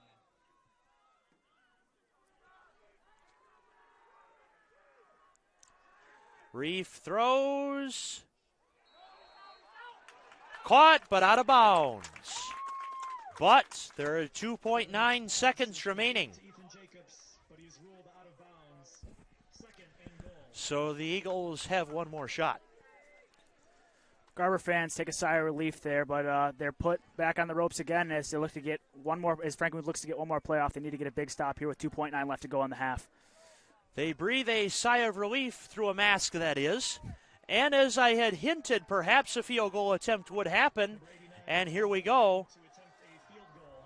Brenner to attempt a 24-yarder. And like I had said, perhaps I was onto something there when I said it. Garber calls their timeout to ice Brenner. 2.9 to go. You're listening to Garber Sports Network.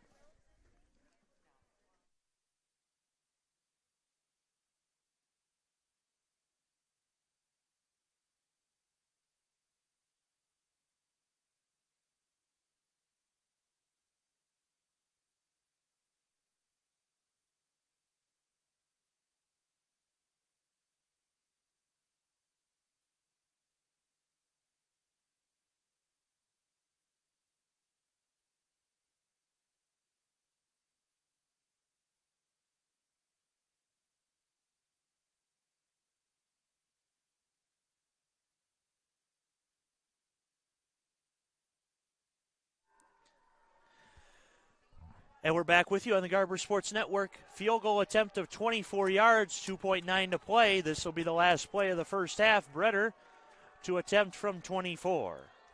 Snap, hold, kick is good. And the kick is good. That is the end of the first half with the score, Frankenmuth 17. At the end of the first half, your score is Frankenmuth Eagles 17, Garber Dukes 7. We'll have a little bit of analysis here in a few minutes at halftime, as well as a quote from Frankenmuth coach Phil Martin regarding the start of the MHSAA season. Enjoy halftime. Grab a popcorn, grab a hot cocoa, as I'm sure Jameson will be doing. Thank you for your cooperation. Of course, for halftime entertainment, we will have the Garber Dance Team. You're listening to the Garber Sports Network. Enjoy the halftime show.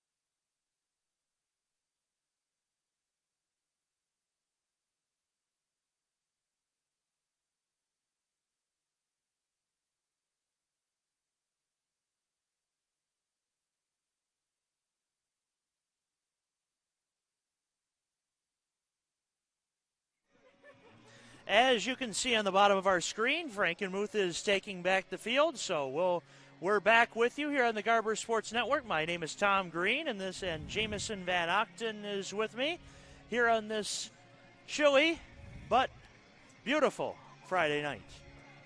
And Tom, I got a couple shout-outs to make. Sure thing, go ahead. Like to give a shout-out to my mother and my sister, Jordan, freshman at Garber. Certainly a couple of great people that are listening to us, and I of course, will have a few shout-outs to give out to myself. Some people that have helped me along to get started. By the way, Tom Green, Jamison Van Ochten here.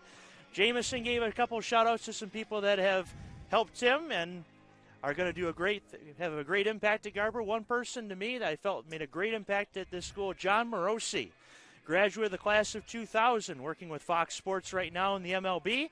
Hopefully, he probably wasn't hearing us on the stream, but hopefully he is hearing us in post at some point. Another shout out to Jenny Taft. Yes, that is the woman on my profile picture from Fox Sports. Big noon kickoff. I wish I was sending it down to the All-American girl, Jenny Taft, but I'm getting there. Jamison and I are both getting there. Also, a very, very happy birthday to Laura Rutledge out of ESPN, as well as her daughter, who turns a year old today, Reese Rutledge. Happy birthday to Laura and Reese. Great ESPN commentator. Met her in 2018 back at Lions Jets. Great personality on Get Up. Hope she's doing well. Hope she's staying safe. Happy birthday to Laura and Reese Rutledge. So, a few shout-outs, of course, we had to give out on this Friday night, didn't we? Of course. Shout-outs are mandatory. Of course.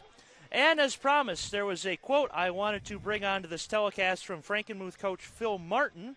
This is regarding the COVID safety protocols.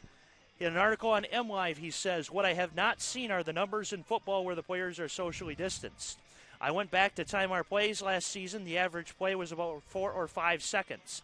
When I added up the time players were actually in play and contacting other players, it came out to about 15 minutes. The CDC's recommendation is avoiding being less than 6 feet away for more than 15 minutes. Football, by its very nature, practices social distancing." So I wanted to bring that quote here on the telecast as we are back with you here from Essexville Garber.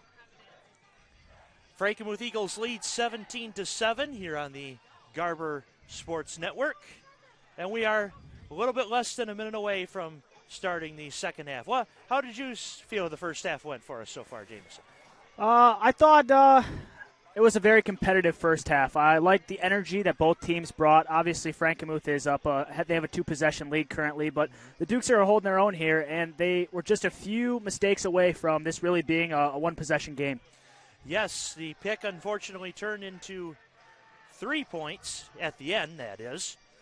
And instead of a possibly tie game, we have a 10-point lead for the Frankenmuth Eagles. Another shout-out I got to give is to a fellow family member who I'm seeing in the stands, Lori Howell, a supporter of mine for many years, part of the McGee family and the McGee family reunion, which was canceled, of course, this year due to COVID, but another great supporter of the Tom Green and Jamison Van Ochten telecast here on the Garber Sports Network. And I also have one last shout-out to give. That's going to be to Garber trainer Ashley Kazmarek. She does a wonderful job with all the student-athletes here. Without Ashley, this game would not be possible. So thanks again to Ashley Kazmarek and the Garber Athletic Training Team. And again, a special thanks to our technical crew, John Blubwitz, Mary McGinnis, as well as Libby Lepick, Jessica Albright, and Lindsay Hamill. There we go. So special thanks to our technical crew, because without them, this wouldn't be possible. And Garber's going to line up for kickoff here. Frankenmuth deferred in the first half, which means they'll get the ball here to start the second with a 10-point lead. 10-point lead for the Eagles as we start the second half. A sight we have not seen a lot of, Frankenmuth receiving the ball. Brendan Marker back deep to receive for Frankenmuth. Millar to kick. For the Dukes to begin the second half of tonight's game.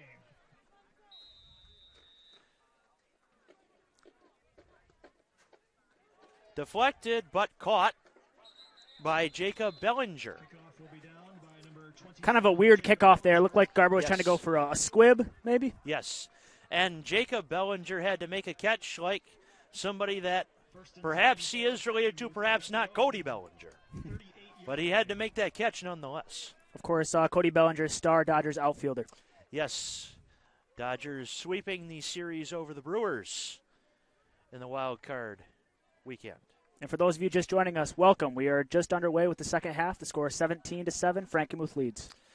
My name is Tom Green, and that was Jamison Van Ochten helping us here on the Garber Sports Network telecast. 1st and 10 for the Frankenmuth Eagles from their own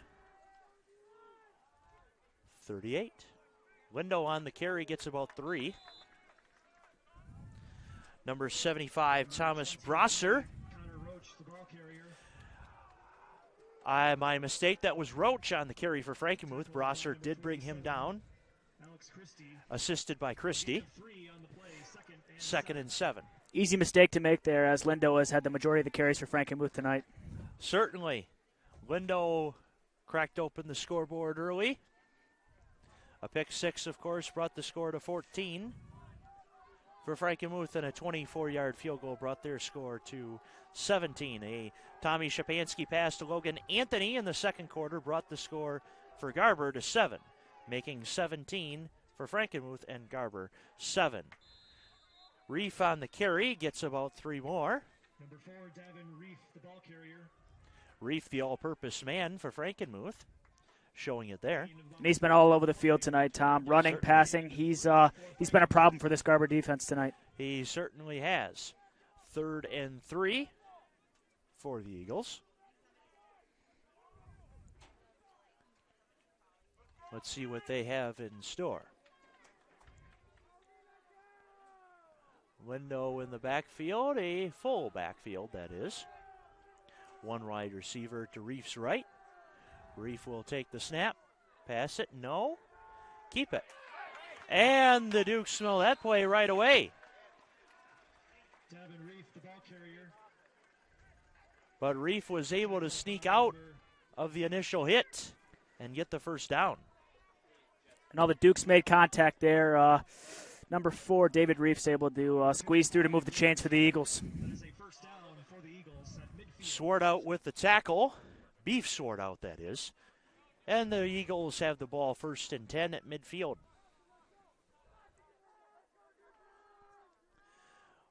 Full regular set. Reef takes, gives, and he is taken down right away.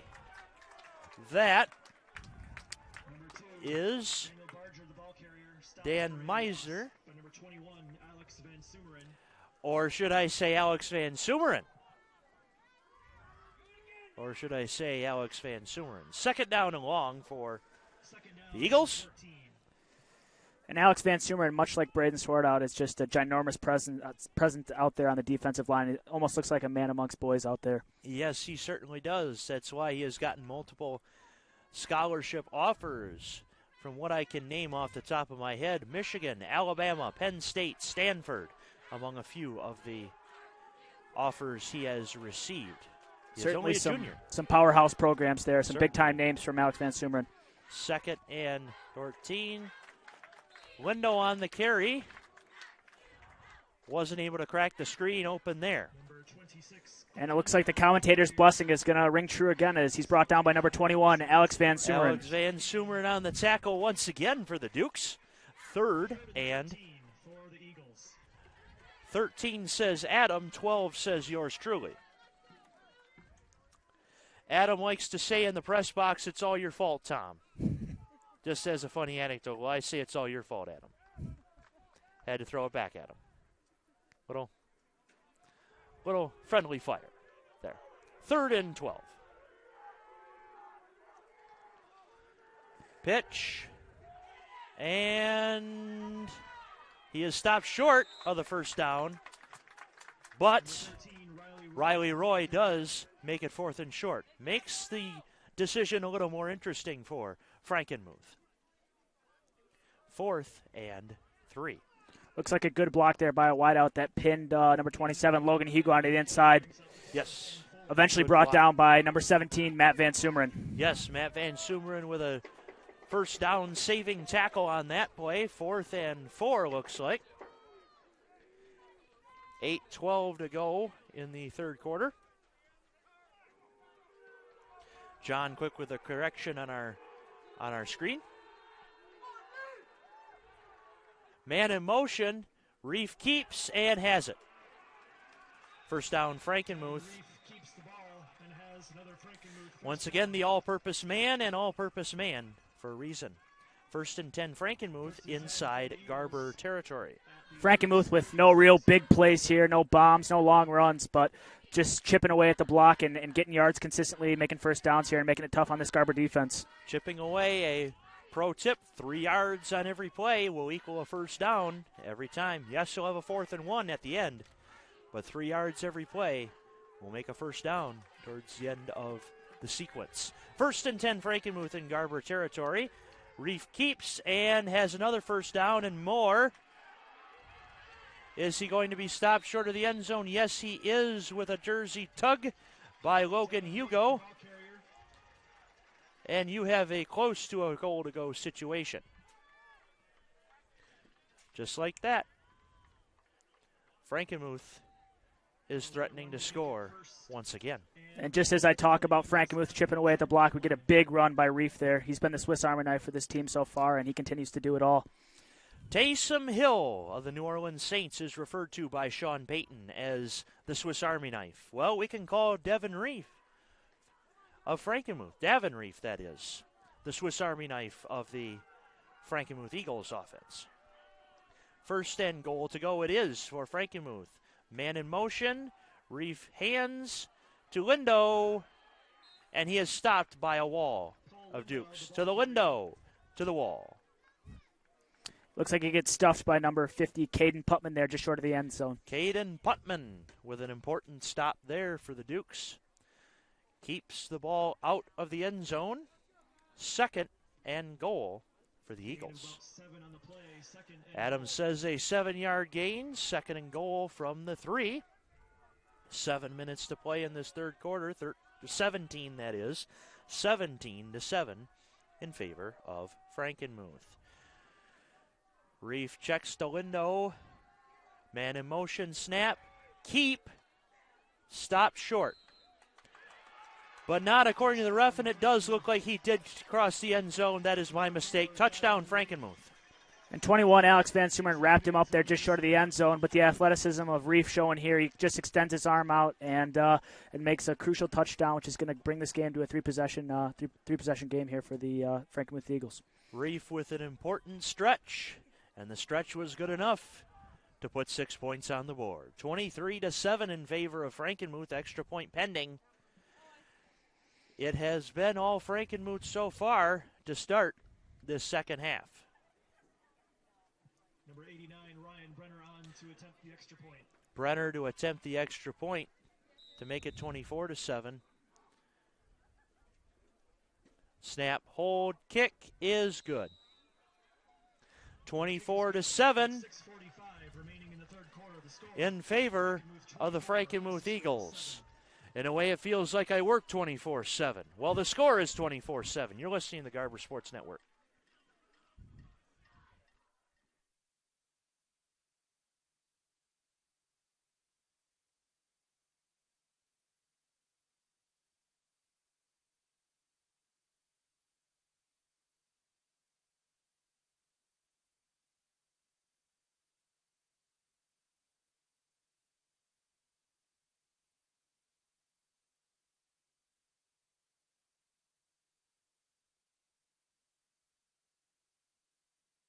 And welcome back to the stream. I am Jamison Van Octen, joined by Tom Green here. We are just about halfway through the third quarter as Frankenmuth leads 24-7. 24-7, Frankenmuth leads the Dukes to receive the ball. Jamison. And before Frankenmuth kicks off, I'd like to give another shout-out to my mom and my sister. Apparently they weren't listening when I gave the first shout-out, but shout-out to my mom and Jordan. Yes, we've given a bunch of shout-outs here over the halftime period, and great shout-outs brought by James as well as yours truly.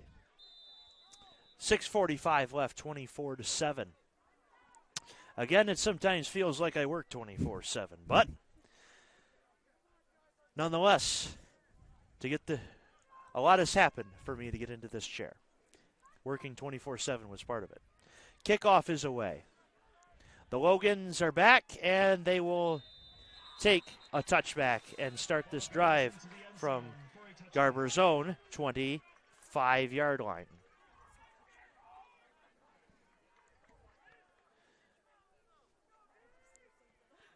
So the Dukes will start 1st and 10. My mistake, it looks like their own 20. If you've watched a lot of football like yours truly, sometimes the rule books can all phase into one. I'm used to the 25-yard line being the point of beginnings from the touchback. In the MHSAA, it is from the 20. 1st and 10 from the Dukes from their own 20-yard line. By the way, Tom and Sarah Green, thank you for my existence. Shout-outs to my parents, as Jameson shouted out his on this show. Shapansky completes it to Hugo. 7-yard gain brought down by Ethan Jacobs.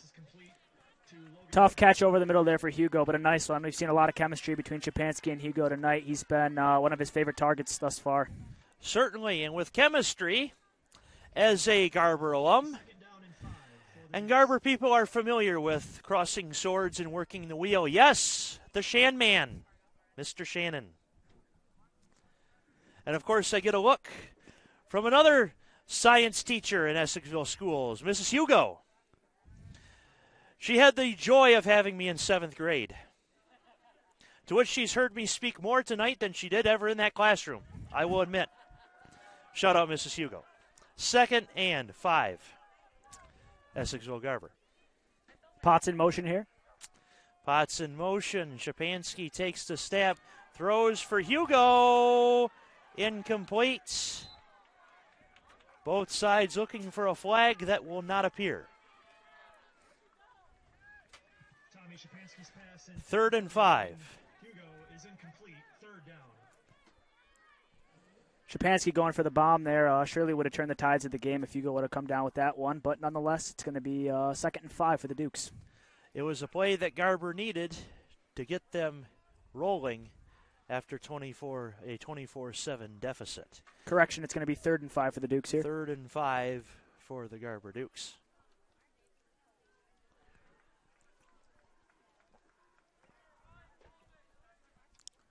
Shapansky getting the marching orders as he gives to his men. 3rd and 5. Potts in the backfield. 4 wide receiver set. Shapansky, as usual, from the gun. Snaps, throws, long. A lot of pressure there on Tommy as he rolled out to the left. That's a tough pass to make for a young quarterback across his body. Across his body, made the smart decision to throw it away. A little bit of damage control there by the Dukes. This is most likely a punting situation here. 4th and 5. As Jameson said, you would think a punt. Riley Roy back to receive this kick from Logan Hugo for the Dukes. So far, it just hasn't been Garber's night. No, I don't think so either, but there's still, 17 minutes left. We got a quarter and a half, and hopefully the Dukes can get something going here. Certainly. Hugo kicks, and we might have our first accepted punt of the night. It was accepted, but fairly caught. 43-yard line will take over 1st and 10. You're listening to the Garber Sports Network.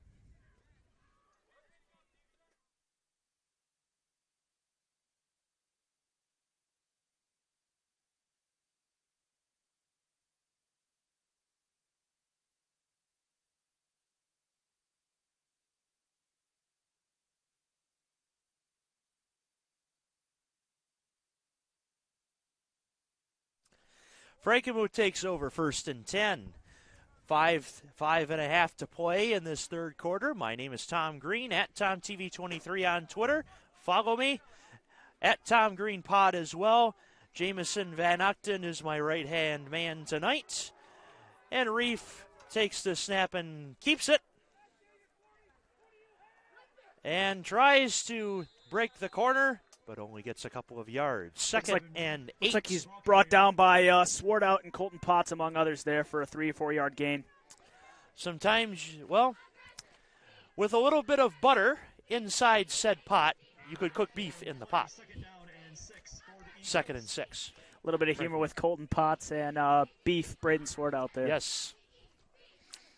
Second and 7. Adam calls it 6. I call it 7. Reef in the normal set. Window trips, but still gains 4. Lindo looks like he shot out of a cannon there on that run. He breaks the offensive line hard there.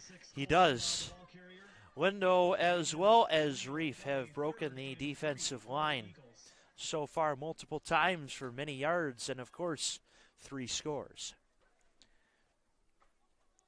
3rd and 3. Pivotal play here for the Dukes, so they're going to make a comeback in this game. Reef will set, takes the snap, man in motion. Keeps, first down. Pushed by the pile for about 5 more. Devin Reef gets into Garber territory. That run is good for a Frankenmuth first down, 1st and 10 for the Eagles. 1st and 10 for the Eagles. The Dukes 37-yard line. After that run, 1st and 10 for the Eagles from the Duke 37. Pivotal drive here. They have to stop them, James. Yes, they do. Frankenmuth, since the second half has started, has just been chipping away at what looks like a tired Garber defense. Garber has seen a lot of the field as the defensive team, not so much on the offense. The pitch is taken down right away by who but Alex Van Sumeren. Hugo on the assist there. Riley Roy on the pitch there. Looked like a 12 was a 13. Looked like a real dozen was actually a baker's dozen. 2nd and 8.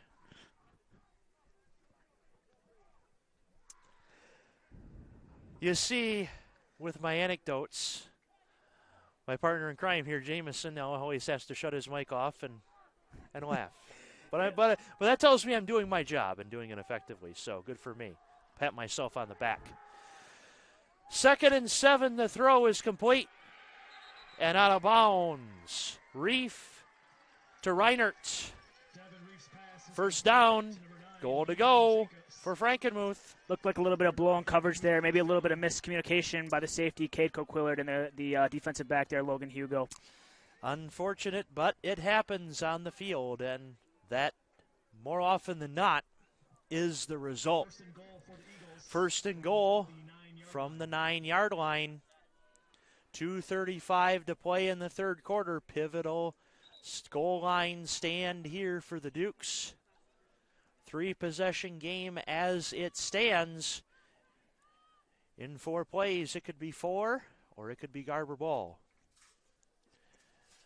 On that, we shall see. Stoppage of play. Refs conferring about something. Of that, we are unsure. A long 1st and goal here for the Eagles, but the Dukes really need to get something started on defense here. An interception, a fumble, just a turnover on downs to get a little bit of momentum would be huge here for this Garber defense to get them off the field and give them a little breather. Yes, a turnover is much needed. On offense, I say turnovers are amazing at Arby's, but not on the field. On defense, I want the turnover chain. Garber needs a turnover here. 1st and goal for Frankenmuth from the 9. They certainly do. Brenner runs off the field here as he gets a sub. Looks like a little bit of confusion here at the line as the trainer's out on the field. Yeah, there was a stoppage of play. Unsure of what the refs were conferring about, perhaps a small injury or something of that accord, but nonetheless, it has been taken care of, and we're back. Looks to be nothing major, maybe just some cramping or something like that. It happens. First and goal, Frankenmuth. Man in motion.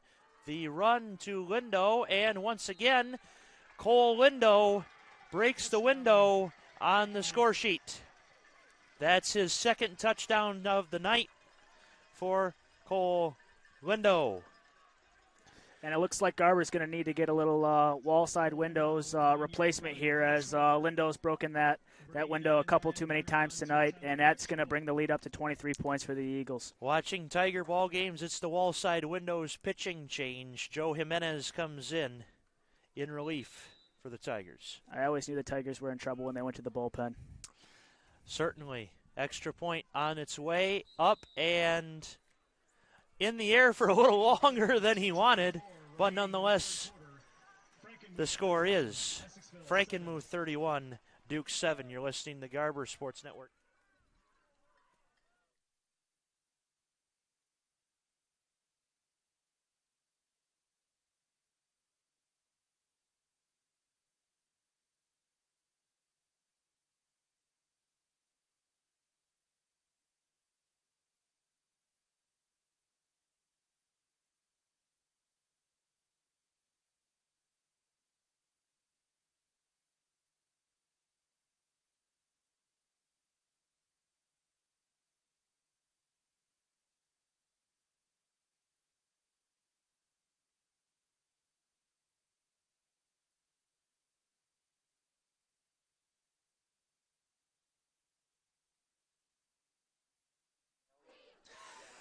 And we're back with you on the Garber Sports Network. My name is Tom Green at TomTV23 and at Tom Green Pod on Twitter.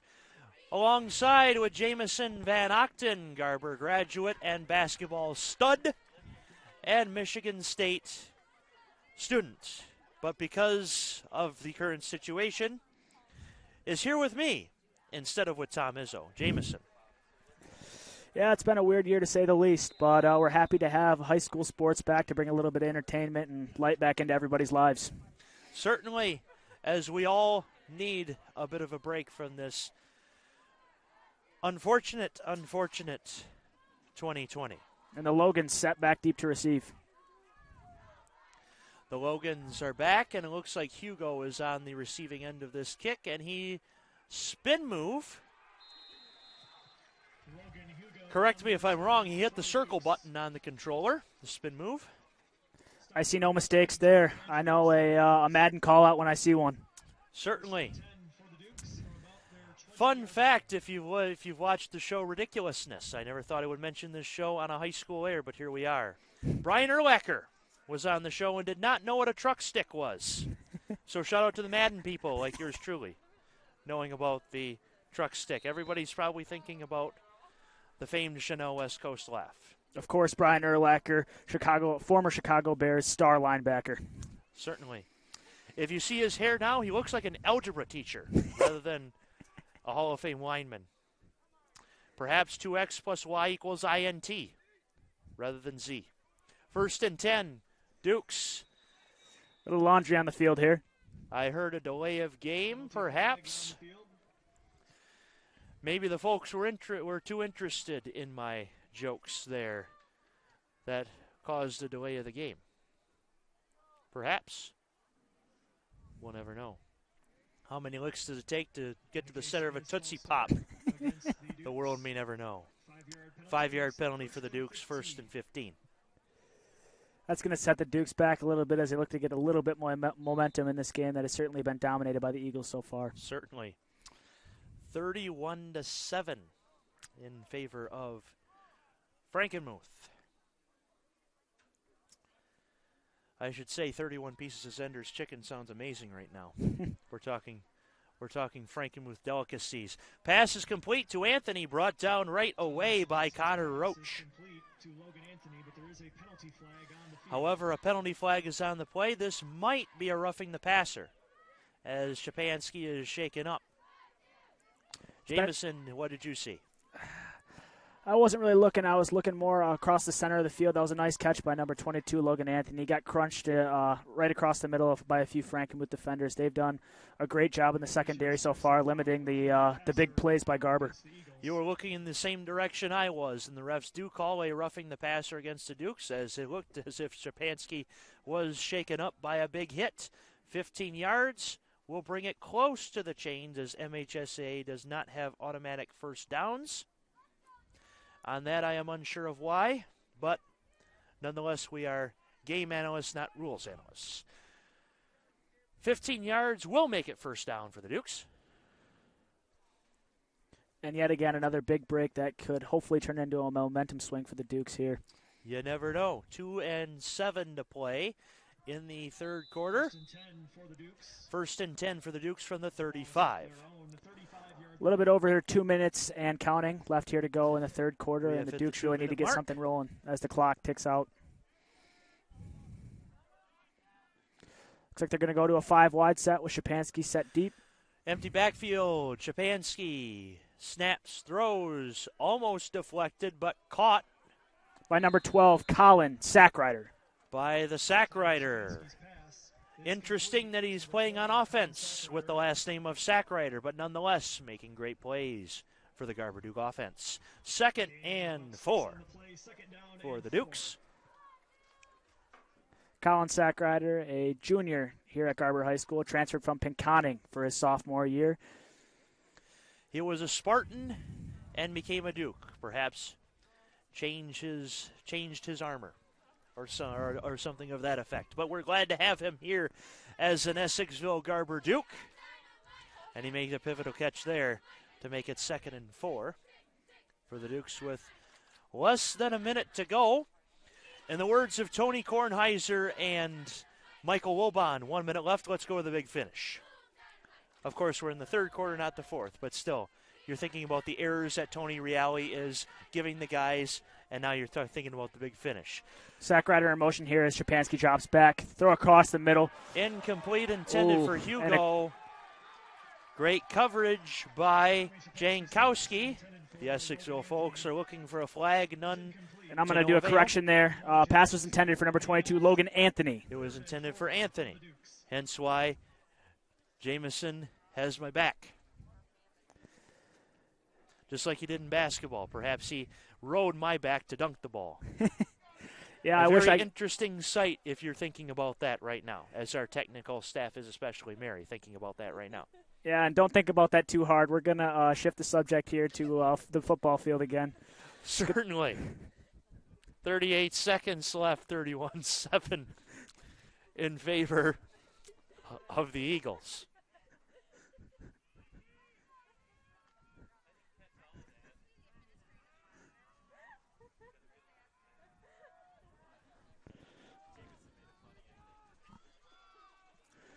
Third and 4. Shapansky throws complete to Anthony. But Tyler Rich makes a touchdown-saving tackle.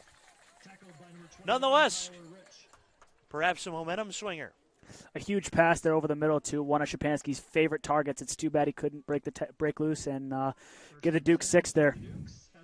But nonetheless, it gives the Dukes momentum for a fourth quarter that they're going to need a lot of points. They can snap the ball one more time if they so choose. They do not have to, but it looks like they will because of the score. Time 20 seconds left and counting. Shapansky with Potts in the backfield.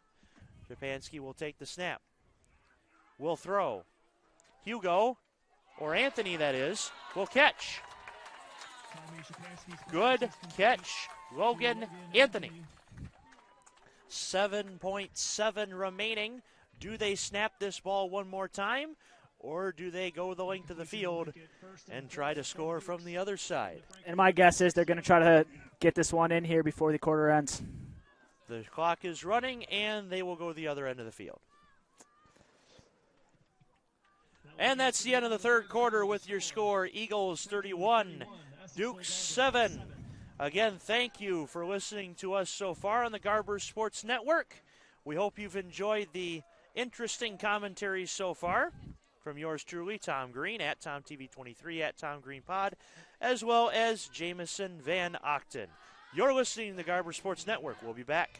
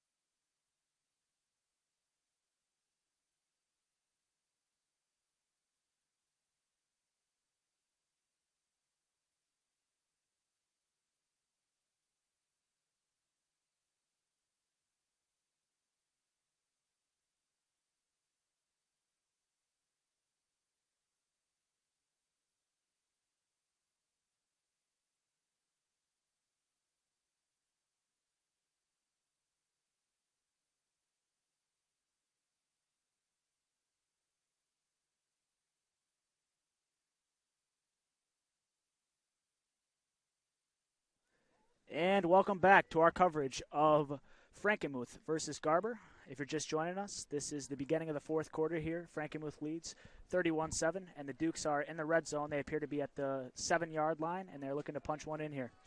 The dance cadence, as you heard over that break from the Garber bands over at tape. Quickly before we get started with the fourth quarter, another couple of shout-outs to Alex Schmidt and Landon Sella, who are listening to us on the Garber Sports Network. Wanted to shout out from yours truly. You got it, my man. First and goal for the Dukes. Sack Rider in motion here. Thrown to Hugo. Up and simultaneously, I believe.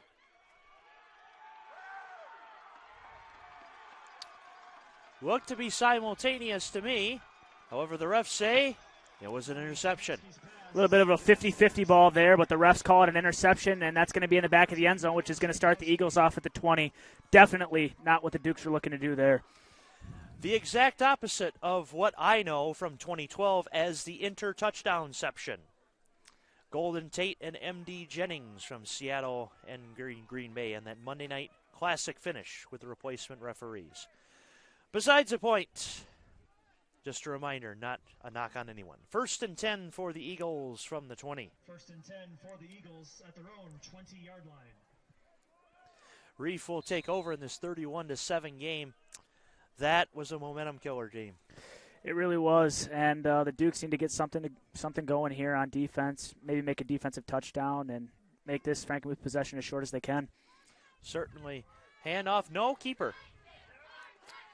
Reef almost turned field, but a host of Dukes say, no thank you, you are not turning up the field. But not enough before Frankenmuth gets a first down. Fourth quarter here at Harvey Field, 31 for Frankenmuth, 7 for Garber. It seems like quarterback David Reef for Frankenmuth here has just been making all the right reads at quarterback, taking the ball when he needs to and handing it off when he needs to. A lot of good reads here from a smart quarterback here for Frankenmuth, which is one of the main reasons that they lead this game right now. Certainly. As we had said at the start of the telecast, the all-purpose man, Devin Reef, has made a difference so far, as well as Cole Window, breaking the window for 2 touchdowns. Here he is again on the handoff. Excuse me, that was Connor Roach on the handoff, brought down by a host of Dukes, including number 54.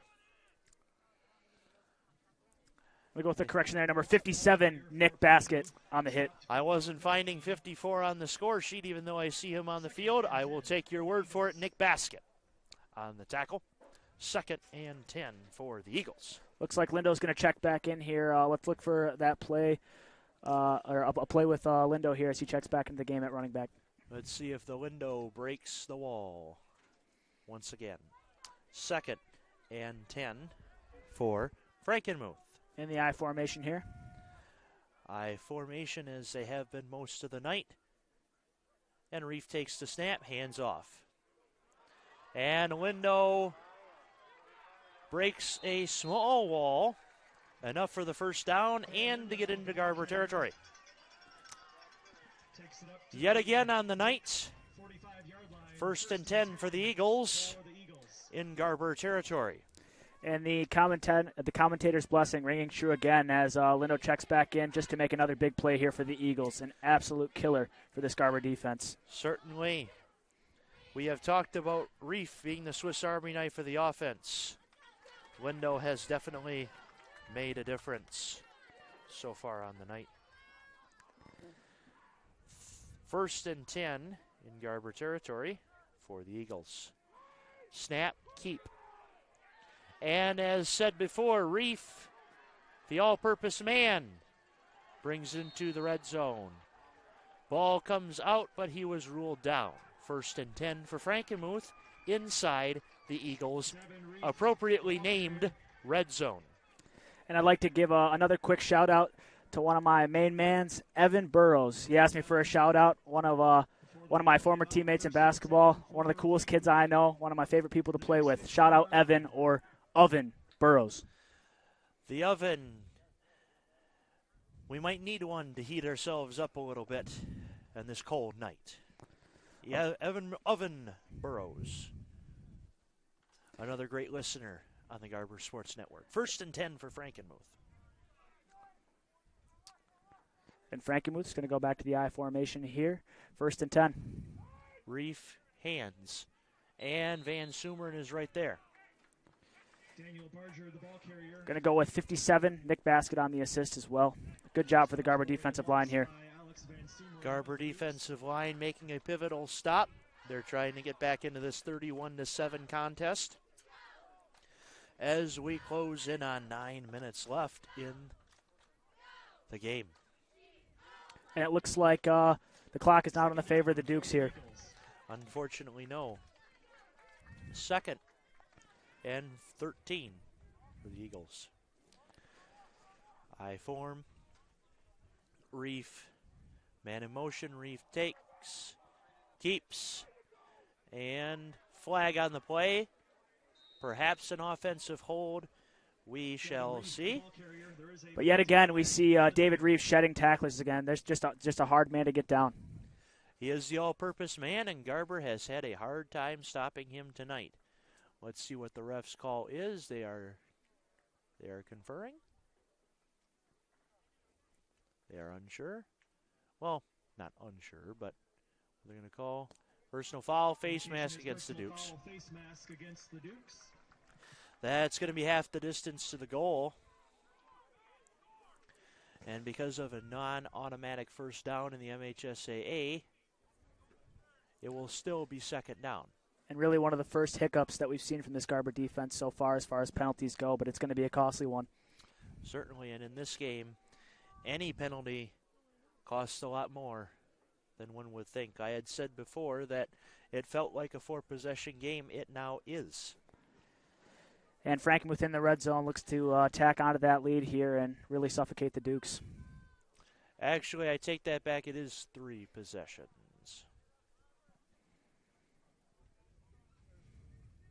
An exact 3 possessions, that is 24 points.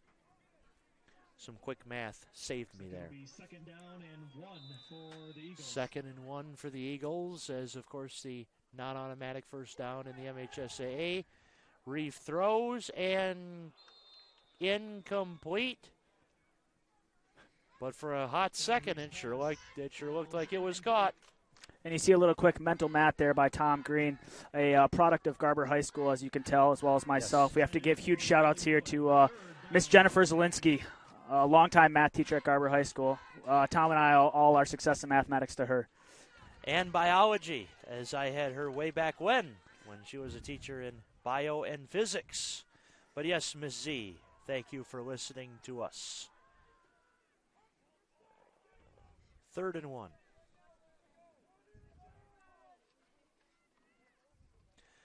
Reef keeps. Reef spins back. Trying to get around the edge there, but cannot. Can't get around the edge, but I believe that is enough for a first down. First and goal for Frankenmuth.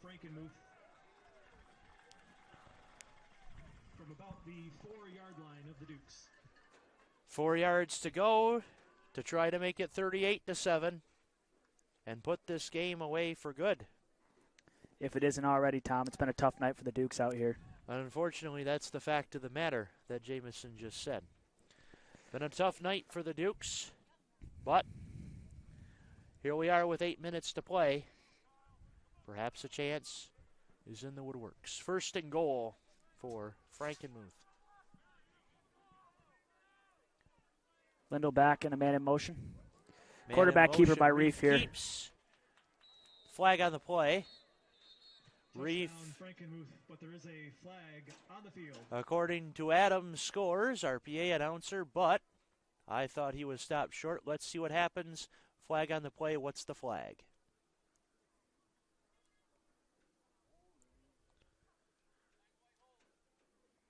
Appears to be a holding call on Frankenmuth, which is going to bring them back 5 yards. Holding against Frankenmuth, so whether or not he did cross the end zone, it will not matter. 10-yard penalty makes it first and goal from a little farther back. Good correction there, Tom. 10 yards instead of 5. Looks like they're going to be first and goal from the 14.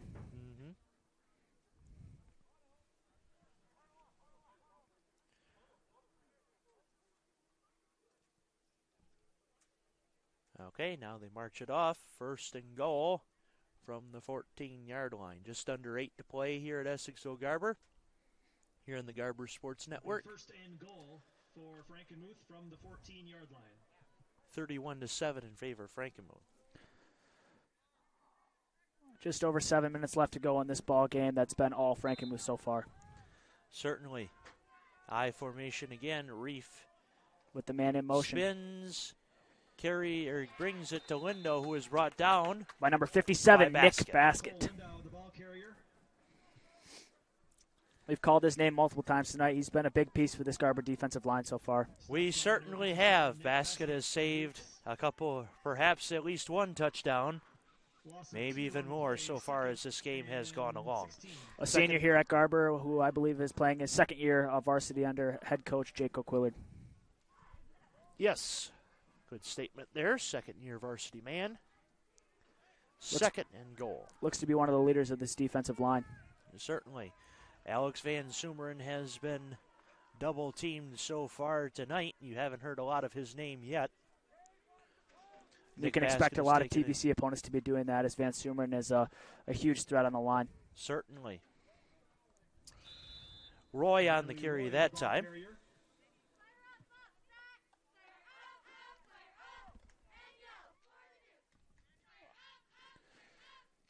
Gain of about 2 on the play. 2-yard gain on that play. Third and goal. And the clock keeps ticking. We're headed towards halfway through this fourth quarter. You just saw a quick shot of Garber's cheer team there. They've done a wonderful job firing up the crowd tonight. Although small, have a lot of spirit. The cheer definitely brings a lot of spirit. Hannah Lesbrance and one Jordan Sandsburn bringing the talent to the cheer team, which brings the talent to the crowd. Third and goal for Frankenmuth. Sets. Reef rolls out to the right. Drop. Well, not necessarily dropped, but hit the ground. Not a really easy pass to catch there off the throw from Reef. No, not necessarily. Fourth and goal for the Eagles. Garber desperately needs this stop in order to have any shot at a big comeback. It looks like they are going to attempt the field goal. Brenner on to attempt the field goal for Frankenmuth.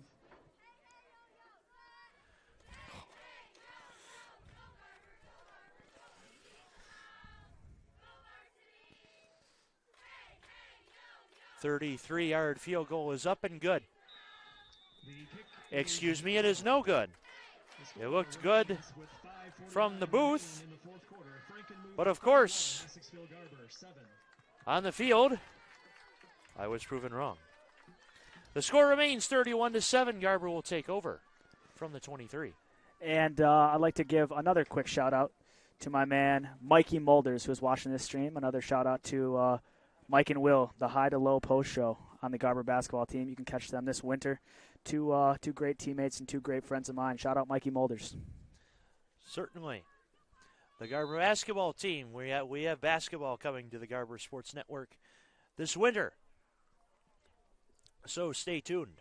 One final score in from the Tri-Valley Conference. Swan Valley 14, John Glenn 10 is a final this evening. Swan Valley defeats the John Glenn Bobcats 14-10 as a different final score for this evening in the Tri-Valley Conference. Dukes will take over first and 10.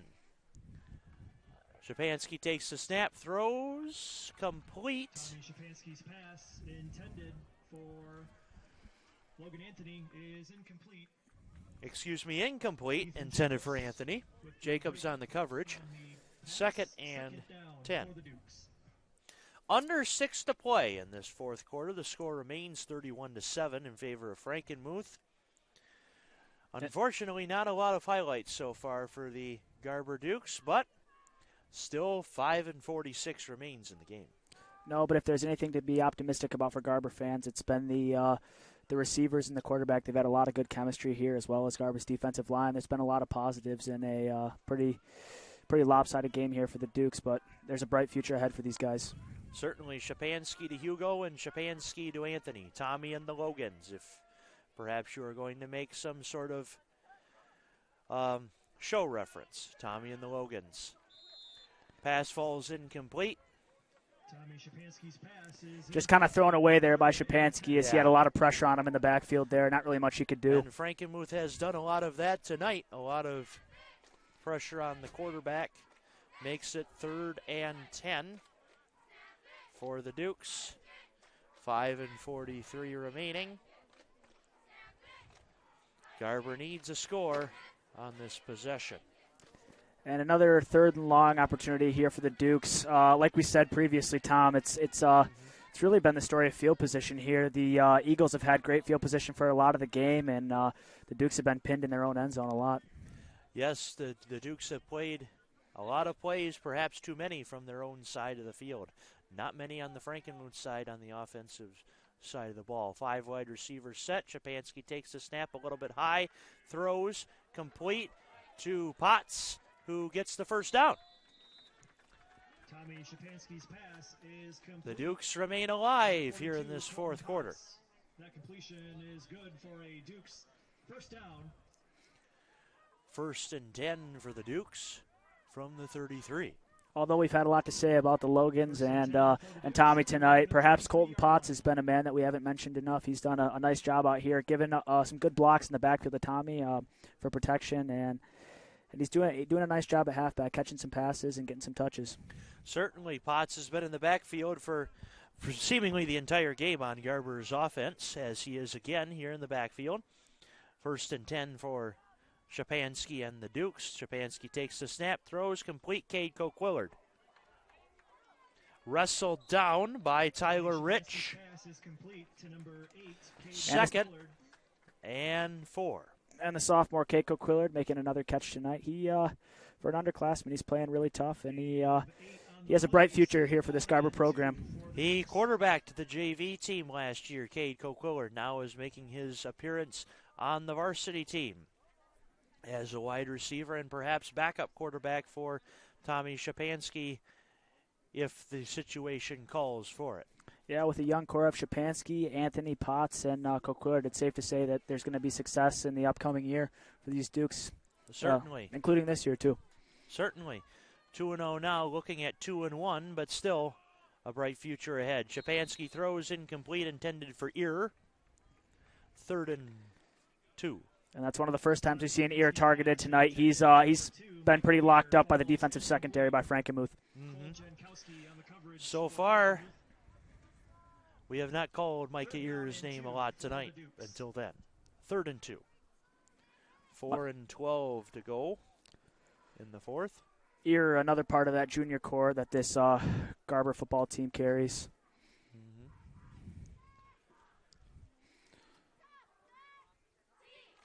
Szymanski getting some final commands from coach. Directs the squad. Potts in the backfield. 4 wide receivers set. Szymanski will take the snap. A man in motion, that is. Now take the snap. Sets, runs, throws, across his body, picked. And that's Connor Roach on the pick. That is his, I believe, 3rd pick of the night. Szymanski there tried to just make something happen, and not really much you can do there. Threw across his body into some tough coverage, and again, just another bad break for the Dukes that's contributed to this this game. That has been, unfortunately, the story of the night. Frankenmuth winning the turnover game and winning on the scoreboard as well. Frankenmuth once again taking over in Garber territory, 1st and 10 from the 43-yard line. And just piggybacking off what Tom said, again, Frankenmuth has got great field position, which has definitely contributed to the outcome of this game so far. Man in motion, Reef takes the snap, pitch, Lindo breaks the first down wall. 1st and 10, Frankenmuth from the 30. And you see another heads-up play there by quarterback David Reef, making the right read with the option to pitch it to Lindell there. Yes, the read option offense has worked very effectively for the Frankenmuth Eagles so far tonight. 3:53 to go in this closing quarter of play. Again, the score, Frankenmuth with 31 and the Dukes with 7. 1st and 10 from the 30. Reef gets his commands from Phil Martin, who has manned the Frankenmuth sidelines for many years. Almost took a position at Central, Bay City Central, but remained loyal to the Frankenmuth Eagles. He's had a lot of success here in the TVC. He certainly has. Has played in the Superior Dome once as coach, of course, for the Frankenmuth Eagles in a semifinal game. Lindo on the carry there, 1st and goal, Frankenmuth. Frankenmuth first down, 1st and goal for the Eagles from the 8-yard line. And just another big demoralizing play for Frankenmuth there as they just wear down the Garber defense. We have tried to bring you some good Garber football. Instead, it's been the Cole Lindo show. 1st and goal for Frankenmuth. We will see if Lindo scores for a 3rd time. 1st and goal, back set, snap, handoff to Lindo, this time brought down right away. Great tackle by Alex Christie in the Perhaps backfield. Alex Christie heard the commentary that I had just spoken and said, no, we're going to give you at least one play instead of the Cole Lindo show. 2nd and goal. Less than 2.5 to play, 31-7 Frankenmuth.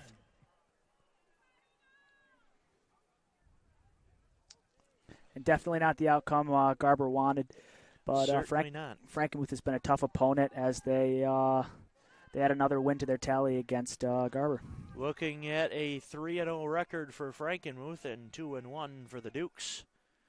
After this game, again, a special thanks to our technical crew that have given us this great setting here tonight. If it weren't for them, we wouldn't be providing you the action, the anecdotes, the shout-outs, and the show that is on the Garber Sports Network. Cole Lindo, the ball carrier. Lindo on the carry there. Met at the line hard and for almost no gain there. 3rd and goal for the Eagles from the 10. 90 seconds remain in this game. Not quite enough time to take a knee, but the writing, unfortunately, is on the wall. Frankenmuth taking their time, of course. Time ticking, 1:12 and counting left in this game.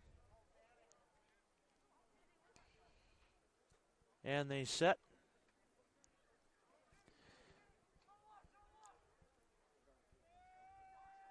Man in motion Reef here for the takes the Eagles. snap. We're in man in motion. Pitch and down. Another 4th great and goal. defensive stop there for the Dukes, brought down by number 21, Alex Van Sumerman, just wreaking havoc. Good defensive stop for the Dukes as the clock continues to wind. 4th and goal, and at this point, if it weren't 4th down, they could take a knee. Short loss on the play, 4th and goal for the Eagles. A nice defensive red zone stand here for the Dukes, although it seems to be too little too late.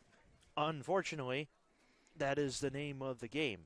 Less than 30 to play, 31-7 Frankenmuth. As the stands clear, as the game is very well put away. And it looks like they will not take another snap. As the Frankenmuth Eagles take this game 31-7. Final score, Frankenmuth 31, Duke 7. Again, you're listening to the Garber Sports Network. This has been great to bring you this game. 31-7 final, Frankenmuth over the Dukes. Frankenmuth improves to 3-0, and the Dukes drop to 2-1.